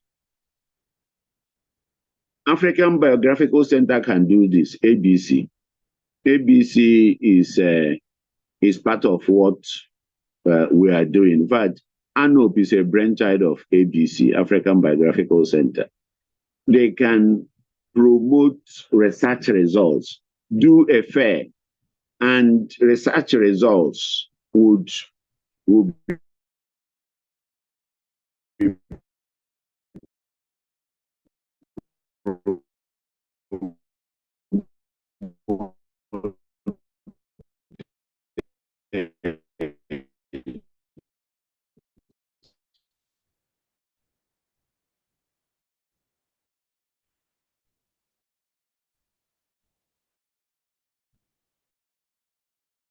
industries feed those research results that will find better use of research. Why most of these research results are not used.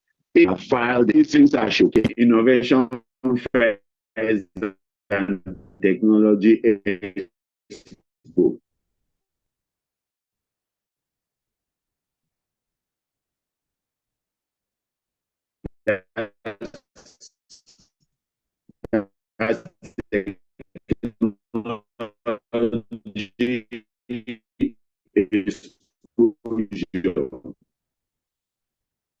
This would encourage visibility. This would show light into new technologies.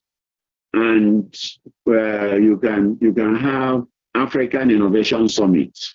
African Innovation Summit, you would invite people from all over Africa and these research results. It's also important for us to know that digital platforms that can create national or regional innovation databases for matchmaking for investors. We can create a digital research results with the investors' need, or rather with the industrial need. You look at the need of an industry, you articulate own research results of that industry and sell the idea to them. They would, it's also have standard bureaus, national standard bureaus. This will strengthen quality and standards. It will help the researcher ensure products conform to required standards, facilitate testing, certification, and regulatory compliance. So many of these researchers, because there is nothing they are looking up to, they have a laissez-faire attitude towards their research. If they are aware that there is a research standard that is in place, a standard bureau that is in place, there will be due diligence. There will be sufficient provision for quality. They will have quality assurance.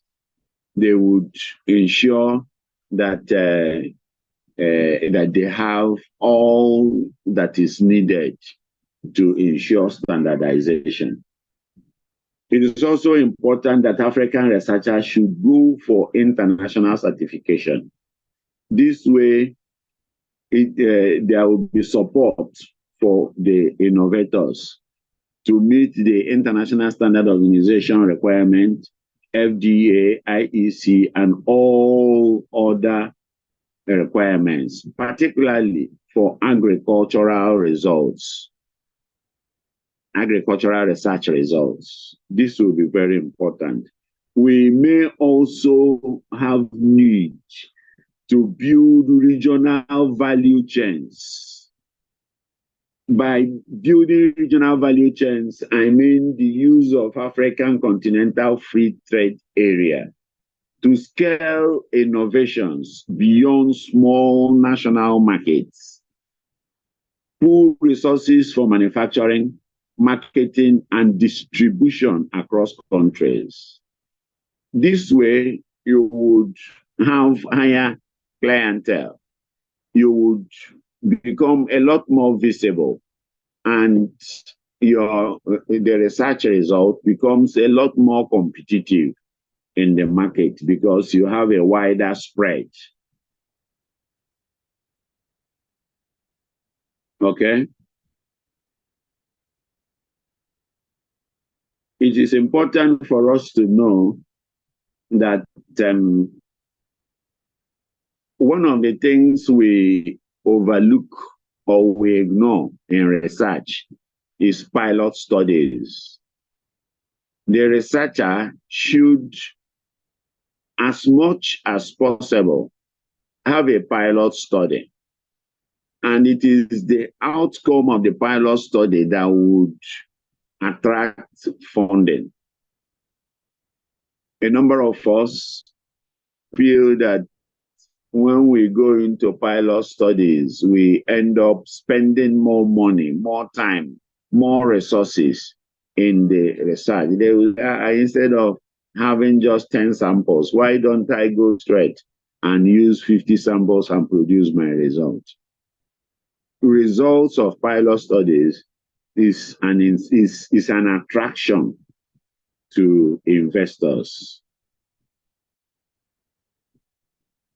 I want to point out that the translation of African research results from paperwork to sustainable products and localized solutions is a sine qua non. It is very important for the development of our universities.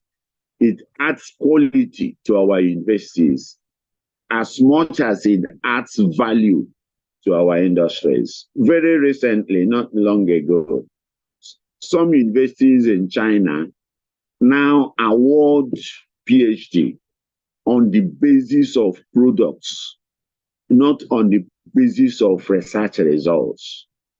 If you are assuming you want to produce a plastic cup, you can tell all the story, beautiful, but they want you to produce a plastic cup and bring your plastic cup from the raw material you use to produce them to your defense. And that will give you a PhD. So I want to encourage us. In Africa, we need a lot of visibility. We need a lot of collaboration. We need a lot of promotion and awareness for our research results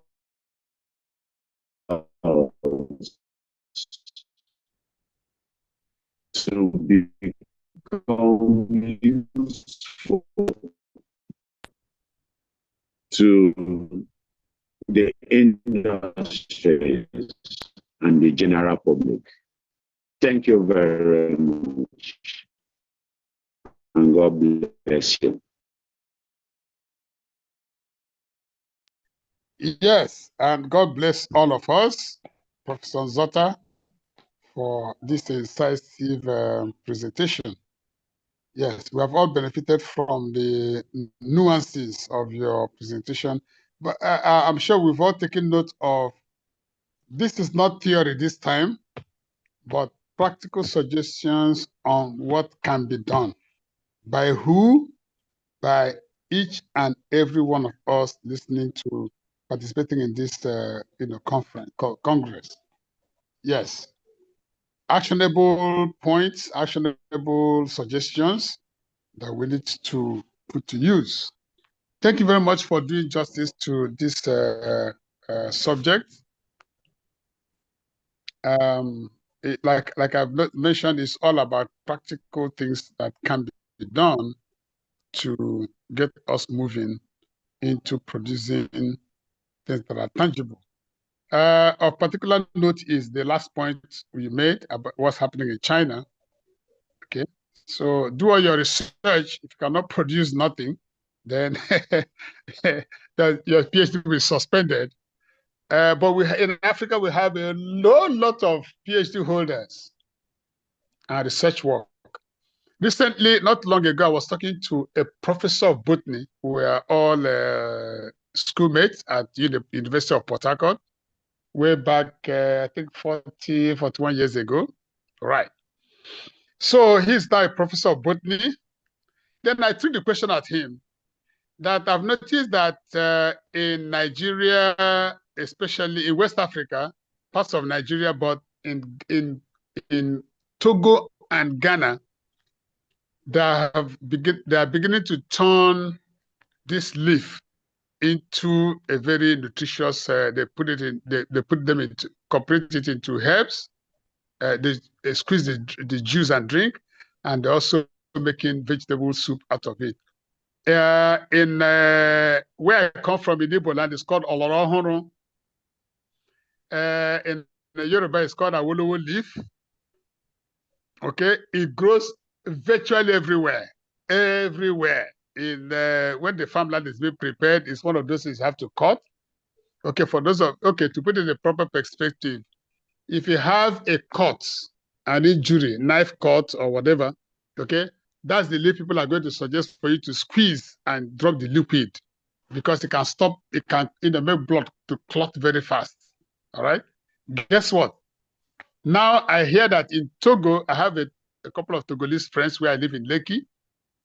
And in Togo and Ghana, they are now using it as vegetable, the same way the Igbos or Nigerians use ugu or bitter leaf. No, bitter leaf is not even it. Ugu.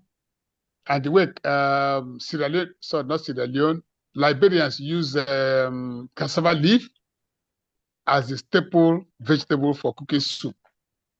Now in Togo and Ghana and parts of Ghana, that leaf is becoming very popular. Okay, I know friends, Togolese friends here in Lagos, who use it. They garnish it very well. They also squeeze it and drink the juice as medicine. Okay, so I can assure you that was the main vegetable of Biafran soup. Aha. Okay. Yes. Okay. In my place, we didn't eat it. We ate okaziuku and all of that. Okay. Now, so what was the point? The point is, so I now asked my professor of botany friend. I said, listen, are you familiar with this? Guess what he told me? He said, yes. He had an undergraduate student project that worked on that vegetable. And the young man was able to extract a whole lot and wrote a whole lot about the medicinal value, about the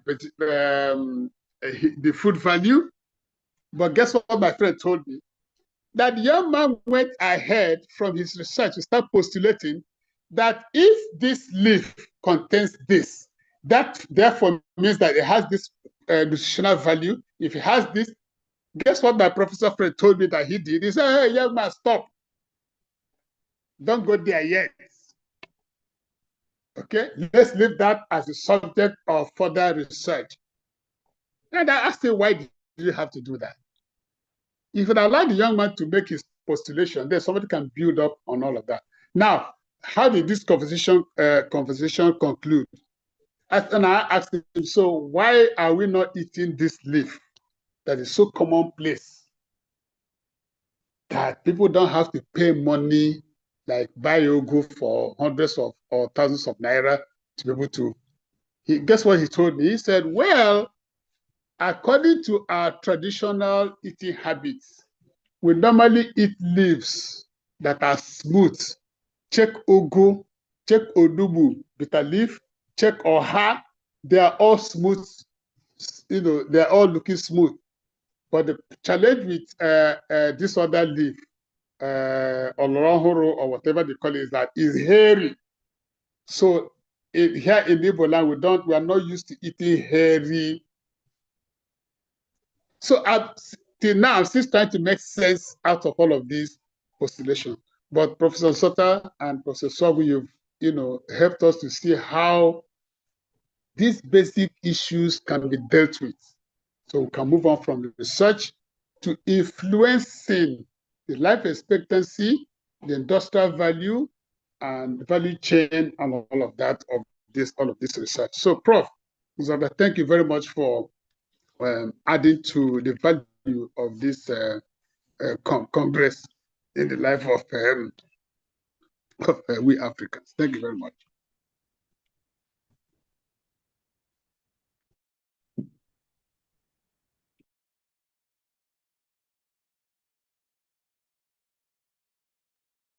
Okay, well, moving on to the last presentation. The vegetable you call is Eupatorium adoratum, something like that. And it was used a lot in Biafra. And it's called Awolowo because during the campaign of 1959, about when it was introduced to help control erosion it came from America, actually. Chief Awolowo was flying around campaigning in a helicopter in those days. So people surmised that he was throwing it around. Eupatorium odoratum. That's the plant. Yes. Okay, so thanks for that insight. Okay, so yes. Ladies and gentlemen, we are moving close. We are moving now to the final paper to be presented tonight. Sorry, today. It's getting evening here, but it is almost 5 p.m. in Lagos. Okay, so the next and final paper for this Congress will be presented by, just a minute, please.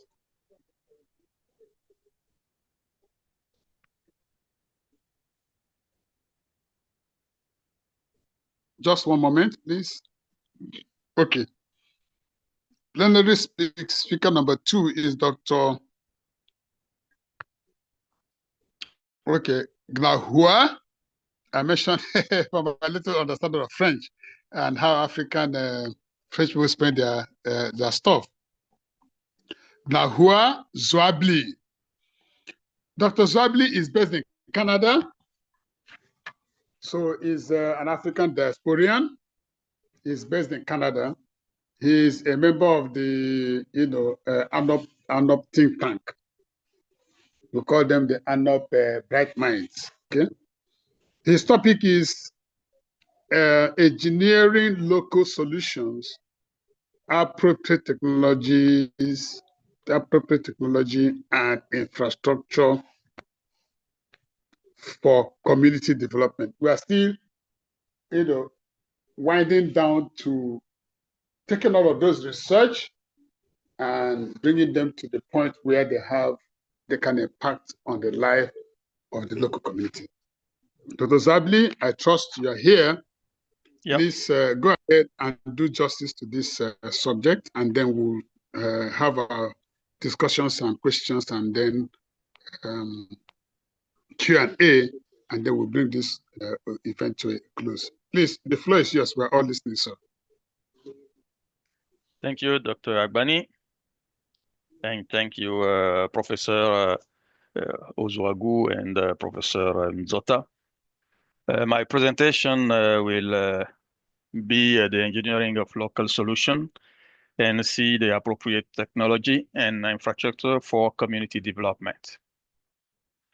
So I will have a little introduction and speak about the integrated model for African industrialization. I will talk about the governance and strategic planning, funding and resource mobilization, technical innovation and local adaptation, community engagement and inclusion, regional integration and development corridors, categories of monitoring indicators because we need to measure if everything is going smoothly. And I will present 2 examples of local African engineering solutions. So those examples will be for one in West Africa and the other one in East Africa. And I will conclude, and if you have a question, I will respond to them. So my background is in biomedical engineering. I have an executive MBA from Paris Dauphine and UQAM here in Montreal. I have a PhD in biomedical engineering. I'm an engineer in electronics and telecommunication from the Polytechnic of Côte d'Ivoire. I have a few distinctions, and in 2018, I was awarded Outstanding Canadian Biomedical Engineer. You can see my publication on this link. Active member of association, professional association here in Quebec, the Quebec Association of Physicists and Biomedical Engineers. I'm a vice chair for the biomedical engineering, and in Canadian Medical and Biomedical Engineering Society, I was also a member of in the executive board, and I chaired a congress for the Canadian Medical and Biomedical Engineering Societies. I'm active member of Ordre des ingénieurs industriels du Québec. It's of the Côte d'Ivoire. It's the Ivory Coast Board of Engineers, and I'm active member of Quebec Board of Engineers. These are some few clinical engineering expertise that I have developed. And for teaching and lectures, I intervene in here in Polytechnic Montreal and University of Montreal in biomedical engineering, and also in Côte d'Ivoire, my native land, ISIS, Institut Supérieur d'Ingénierie et de Santé, and in Tunisia, ESPITA. This is a school of engineers, and I gave some lectures on biomedical engineering. So I'm doing volunteering activities, and you see here I'm on the executive board of African Network of Professionals since 2022.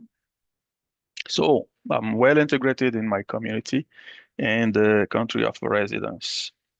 For African Biographical Center, ABC, I'm on the executive board as international director.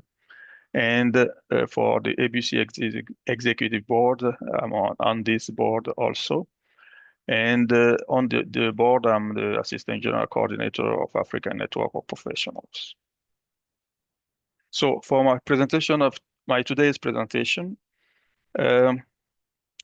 it's engineering local solutions, see appropriate technology and infrastructure for community development. I put African on the sentence so that you can hear engineering African local solutions and appropriate technologies and infrastructure for African community development. In another word, I can say we have to talk simply about African engineering and community development. So by that, we need to see the engineering, the African local solutions. We need also to see appropriate technology and infrastructure for community development. And we need also to see how we translate African research results into industrial products. For now, we have to see the integrated model for African industrialization. First, we have to talk about the architecture of the integrated model, which is composed of going from the field to the factory and city corridors. We need to have a complete value chain. We need to have some key nodes, and we need to use the effect of city engineering effect of the cities. Because in the city, we will have the manufacture and things like that. The second point is the multi-stakeholder governance. So we need the stakeholders, the mechanism, and the citizen participation.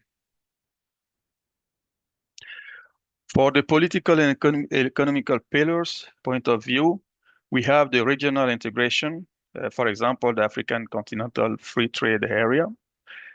We need to have some inclusive industrialization, and we have to have a blended finance. Technologies and infrastructure are very important for integrated model for African industrialization. So we need some productive rural areas. I will show you an example in West Africa. We need to use local energy, frugal processes, sustainable urbanization. We have an example with East Africa. Low carbon constructions. This is the example of East Africa, and digitization of services and smart corridors. What are the expected socio-economic impacts? First, the employment and skill development, then the productivity and food security, environmental resilience, formalization and public revenue. For the operational roadmap, we need to map 5 to 7 priority corridors, implement value chain contracts, finance through mixed baskets, deploy appropriate technologies, institutionalize data, and for the deliverable, for example, we may use public dashboards, annual audits, open data for local innovations. Next point will be governance and strategic planning. We need to define a clear institutional framework. It relies on reference manuals for the planning and implementation and evaluation of interventions, like the UMOA, COCO action, to ensure the coherence and sustainability of projects. We need also to involve local stakeholders, so engage communities, municipalities, universities, and businesses from the project design stage to ensure ownership and adaptation to local needs.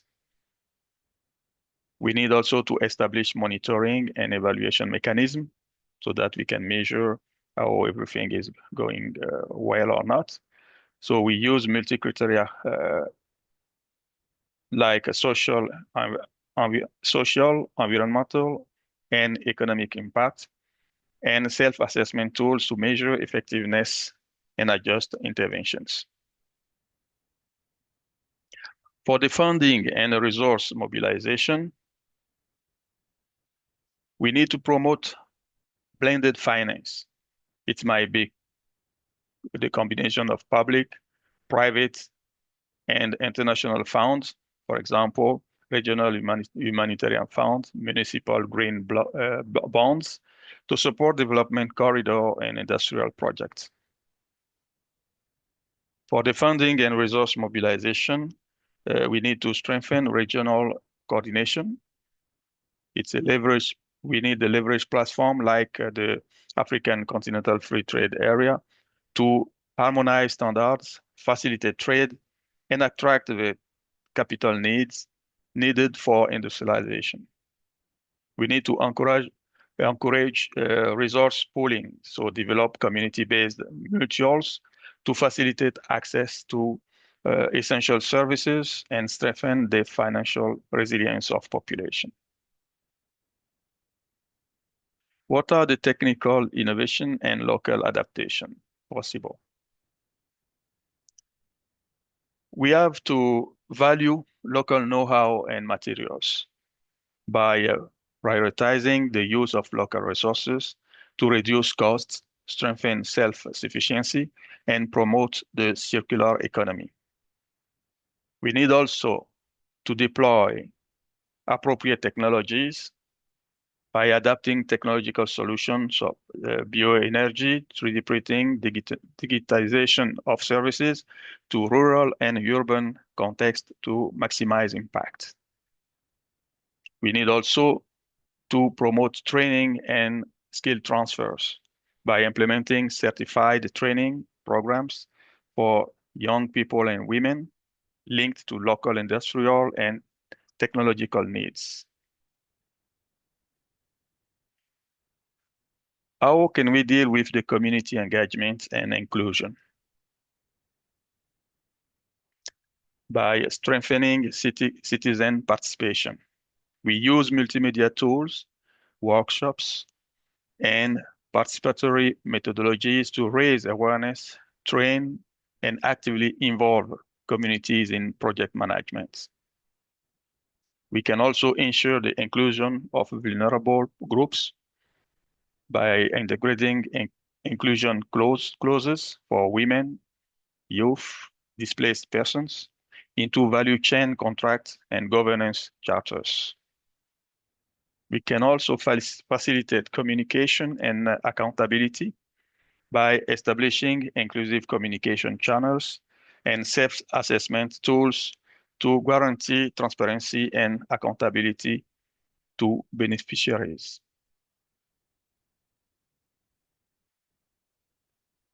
Now we have to talk about regional integration and development corridors. We can map and prioritize strategic corridors by identifying the axes linking agricultural basins, industrial hubs, and metropolitan areas to optimize logistics and product processing.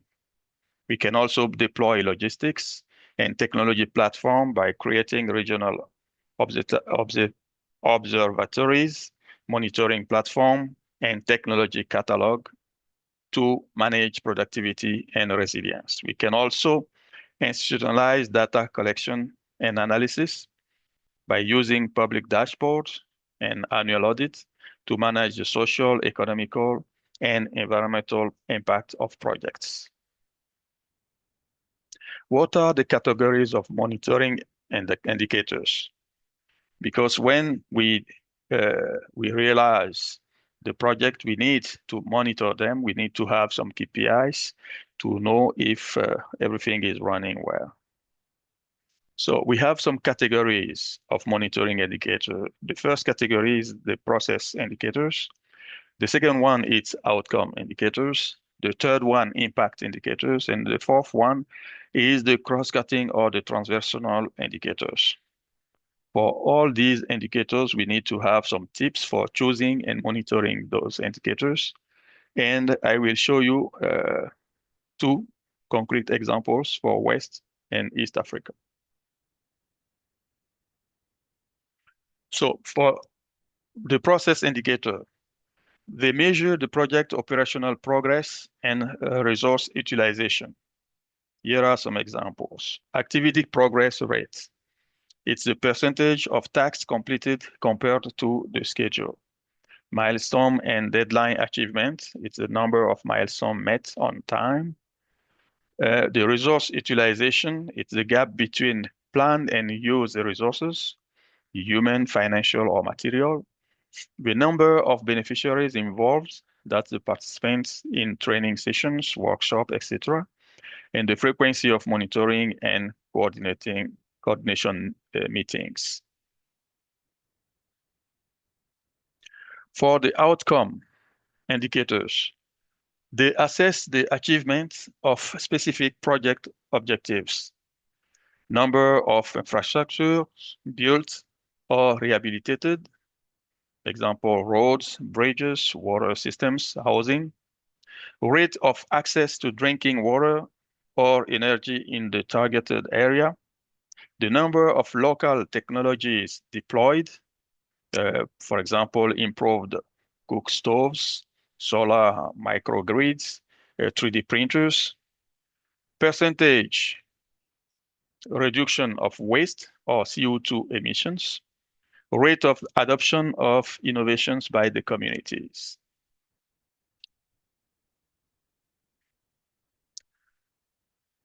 For the impact indicators, we have the measure, the medium, and the long-term effects.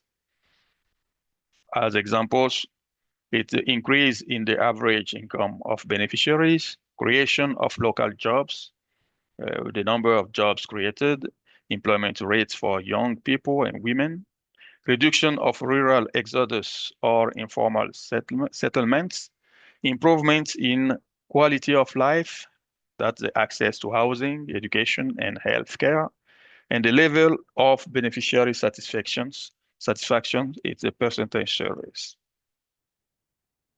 Perception surveys.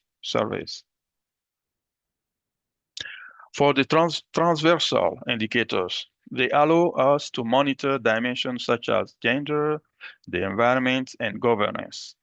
It's the participation rate of women and youth in the project, the compliance with environmental standards, the number of certifications and audits, level of social inclusion, vulnerable groups, displaced persons, and number of local and regional partners established. What are the tips for choosing and monitoring indicators? We need to prioritize SMART indicators. SMART means specific, measurable, achievable, relevant, and time-bounded. Limit the number of indicators, 5 to 10 per project, to facilitate monitoring.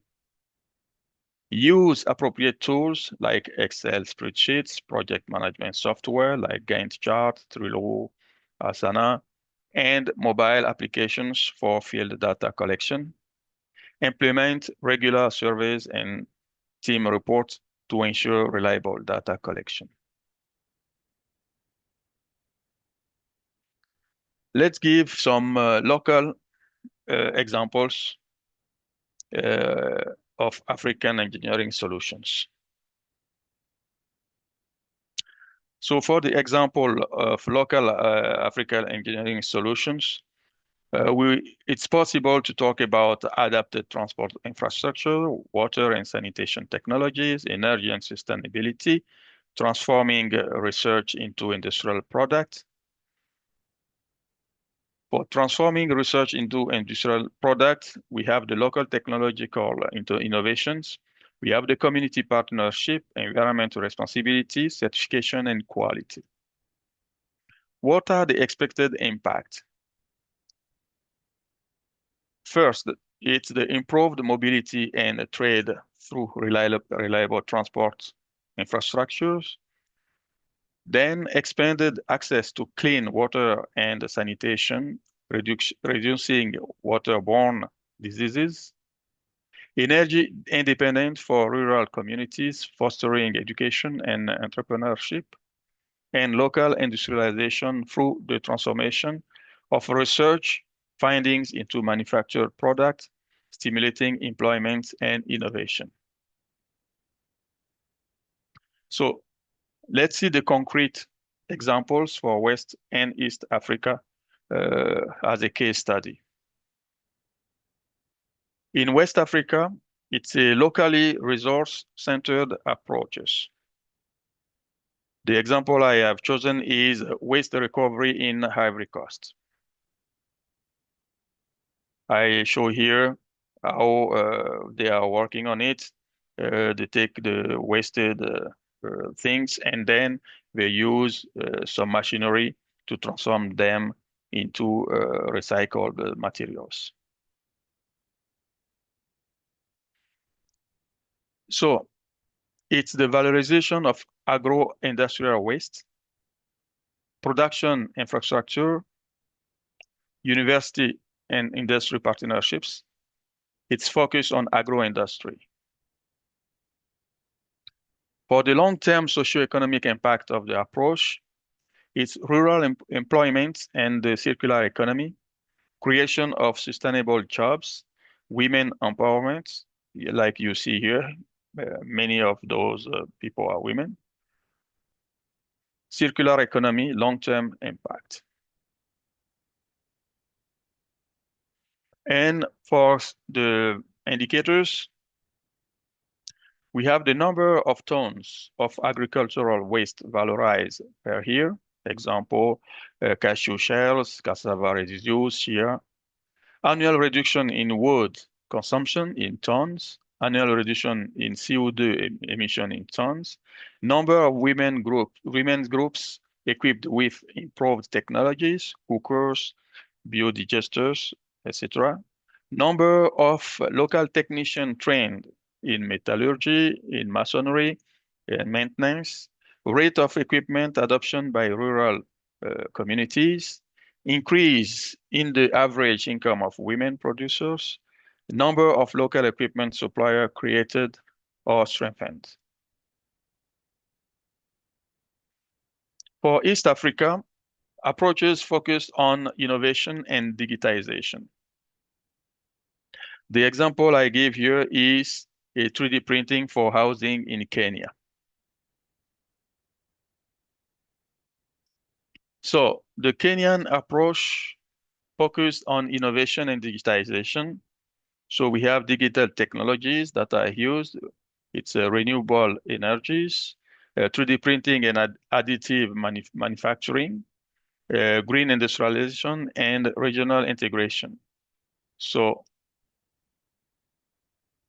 the long-term social economic impact of the Kenyan approach is sustainable urbanization and technological innovation, access to affordable housing, green industrialization, creation of a new market, and long-term impact. What are the KPI for 3D printing for housing? For example, indicators can be number of homes built using 3D printing per year, per region, average cost of building a printed house compared to traditional construction, average construction time for a printed house in days, percentage reduction in carbon footprint per home, rate of integration of printed housing into government plans, number of jobs created in the 3D construction sector, beneficiary satisfaction rate, so perception in surveys, and percentage of urban dwellers with access to affordable housing thanks to the 3D printing. The cross-cutting or transversal indicator for all these projects can be participation rate of women and youth in the project, number of local and regional partners established, compliance with environmental standards, that's the number of certification obtained, number of certified training courses delivered, and reduction rate of rural exodus or informal settlements. So I have presented these concrete examples for West Africa and East Africa. For West Africa, it was the agricultural waste recovery rate, number of women's group equipped with technology, annual reduction in wood consumption and CO2 emission. That will be the key element to follow. In East Africa, the number of homes built using 3D printing, the average construction cost, the integration rate into government plan, and the beneficiary satisfaction will also be the most important point to follow. In conclusion, in West Africa, I presented a pragmatic approach centered on agriculture and the development of local resources to create industrial products. In West Africa, the focus is on developing agricultural resources and creating sustainable energy sector. And for my example, valorizing agro-industrial waste promotes a rural circular economy, stabilizes agricultural incomes, and limits rural exodus. For East Africa, it's an innovative approach focused on technology and sustainable energy, transforming research into modern industrial solutions. It's in East Africa, its technological innovation such as 3D printing is paving the way for green industrialization and rapid solution to urban challenges. And the 3D printing for housing paves the way for sustainable urbanization, reduces slums, and positions the country as an African technology hub.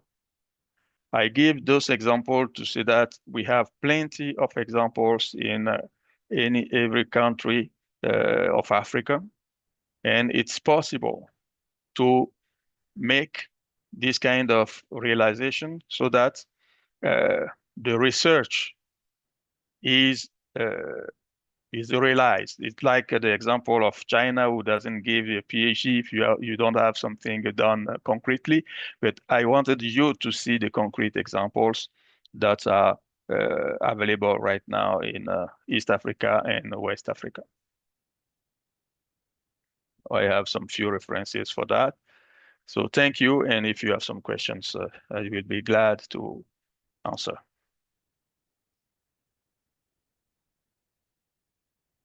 Doctor, thank you very much for this presentation. Sorry, gentlemen, my background, you may hear some background voices. I've changed location. It's not easy to be in one place in Nigeria for a long time.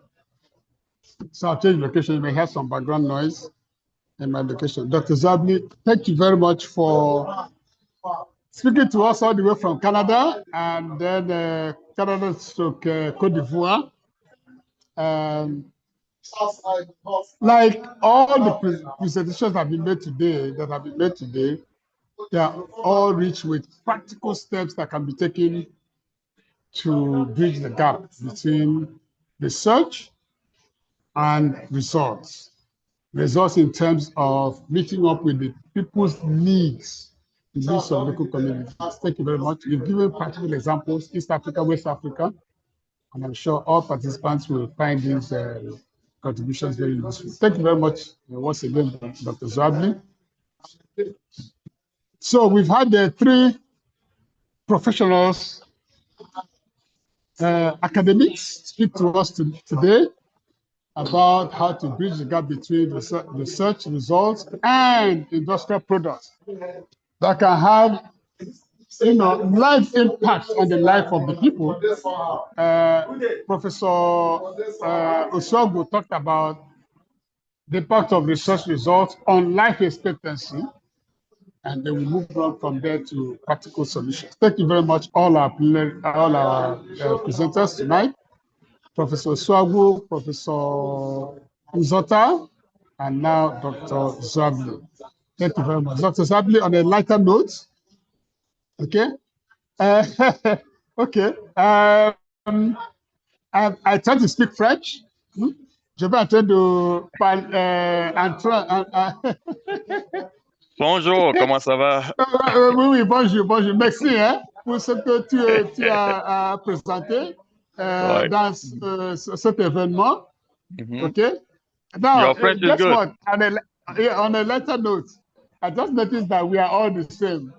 As you're struggling to mix French and English in your presentation, in your pronunciations, that's how I also struggle to mix French and English in my presentation. Merci pour ce que tu as fait, ce que tu as présenté sur cet événement. Merci. Merci beaucoup. Okay, so our French speakers, I think you've seen you've seen a bit of French. I hope someday we are going to be able to harmonize francophone, anglophone, okay, Bénin, Côte d'Ivoire, ainsi de suite, avec les nations anglaises, Nigeria, Ghana, ainsi de suite. Merci pour ce que tu as fait. Okay, so that's how we've had our three presentations tonight. I'm sure we've all taken copious notes, and we've seen practical things that we can do as individuals to move Africa forward. Thank you very much, Professor Osuagwu, Professor Nzota, and Dr. Zwabli, for all that you've done tonight. Like I said, please, I want you guys to get ready for podcasts. That's the next level. AMDOP is going to arrange a podcast where you present all of this, and then we'll break them into 30 seconds, 60 seconds, and get Africa to understand the full impact of what we are talking about. So it's a podcast that's going to do the job. So Dr. Nkume, So Dr. Nkrumah, please take note. We're going to move into this in 2026. Okay, so we've come to the point where we can now ask questions, we can now make comments, we can then, make our observations before we wind up for the evening. So before then, I want to thank all of you that are still connected to this event. Okay, let me check. Okay, 8 of you. I know data is costly. Zoom can be friendly or unfriendly as you may wish. But thank all of you for hanging on to this moment. We appreciate your presence and your tenacity. Okay. So at this point, we would like to take questions, comments. Let me see. Sorry, please, if you have some background information, noise in my background, like I said, it's not easy to stay in one place here in Lagos, in Lekki, where I live. Okay, let me read the Prof. Osagu. Okay, we've seen that. Thank you so much, Professor Nzota, that was elucidating. Okay, that's from EJA, the same EJA. EJA looks like we're going to give you an award for being the most expressive of this whole. Okay, you said another one, concise lecture. Okay, thank you, Professor Zadley. Thank you very much, Mr. or Professor or Dr. EJA, EJA, okay, EJA en française. Okay.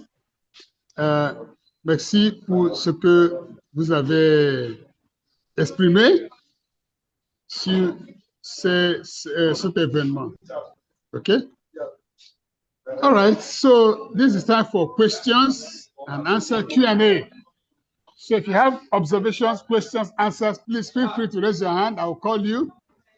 Even if it's just to say thank you to the presenters, that will be fine. So I'm moving over to the chat room now, and then look for participants that will raise their hand and make comments. Okay, before I hand over to the host, Dr. Kenneth Nkrumah, to bring the occasion to a logical conclusion. So if you have comments, questions, answers to make, please raise your hand. I will recognize you. Don't mind my background. That's how boisterous Lagos is. All right? All right. So please raise your hand. I will acknowledge you. There's still 8 of us remaining. Okay, Dr. Kenneth Nkrumah, please start getting ready for the concluding comments as we are moving towards bringing this occasion to a conclusion. All right. Okay, no hands. Dr. Nkrumah, please, can you close this event so we can bring to a logical conclusion our 2025 annual Congress? Dr. Nkrumah, please.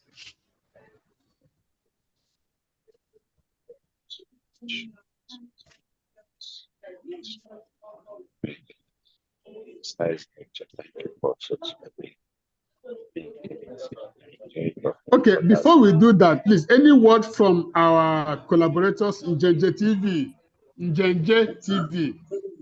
Okay, any word, please? Questions, observations, congratulations, whatever. Njenje TV, please. We'd like to acknowledge your presence. We thank you very much for collaborating with us. Please go ahead and if you have a rep who can make a comment, we'll appreciate it very much. Njenje TV, please go ahead.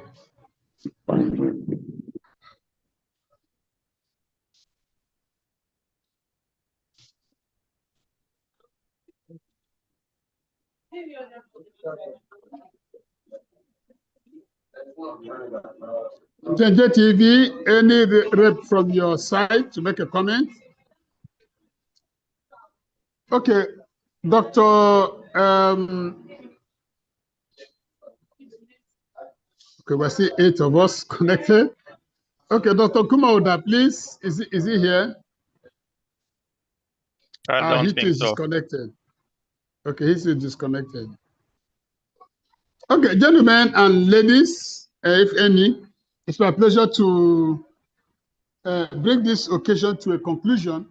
This has been our 2025 ANOP Congress. We've heard all, we've seen the practical values of the research being done in our institutions and how we can translate them to practical use, everyday use. I keep taking the Professor Swagwo's submission. If all we've researched cannot impact on life, daily living, and increase our life expectancy, then we have not accomplished much. Okay? So on that final note, I would like to, in the absence of Dr. Nkrumah Odah, I would like to declare, okay, Dr. Nkrumah Odah, you are here. Your video is on. Please kindly switch on your audio and bring this occasion to a logical conclusion. Okay, I'm the MC, so you are the chief host. Please do that. Go ahead, please. Thank you.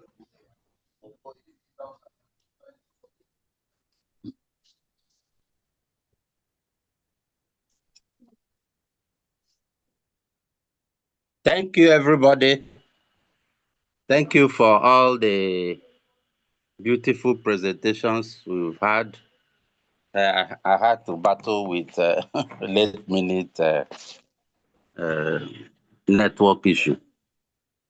Like I did in the welcome address, we are welcome to this third Congress. We hope to improve in subsequent congresses that we're going to do, and we have already had a proposal for a podcast. So we'll look at that, and 2026 should be better than 2025. So having said that, I want to thank all of us that even had the patience to stay. I was counting, we were up to 21 as at the, some were coming and going. But now I'm not sure we're up to 10. But that's that for online meetings. So I want to thank the keynote speaker, Professor Osuagwo, especially. I want to also thank the plenary speaker, one, Professor Zota, plenary speaker, two, Dr. Zobli, and more especially the MC, Dr. Mark Bane, and our media people in Njenje TV. They are doing very good work. We hope that when our ANOP app is very much in operation, that we will improve on our social media appearance. Thank you, everybody. Thank you for the audience that came, all the invitations we made through LinkedIn, Facebook, and everywhere. I say thank you, everybody. So good day, good night, good evening as we go to our various places. Audio. Thank you.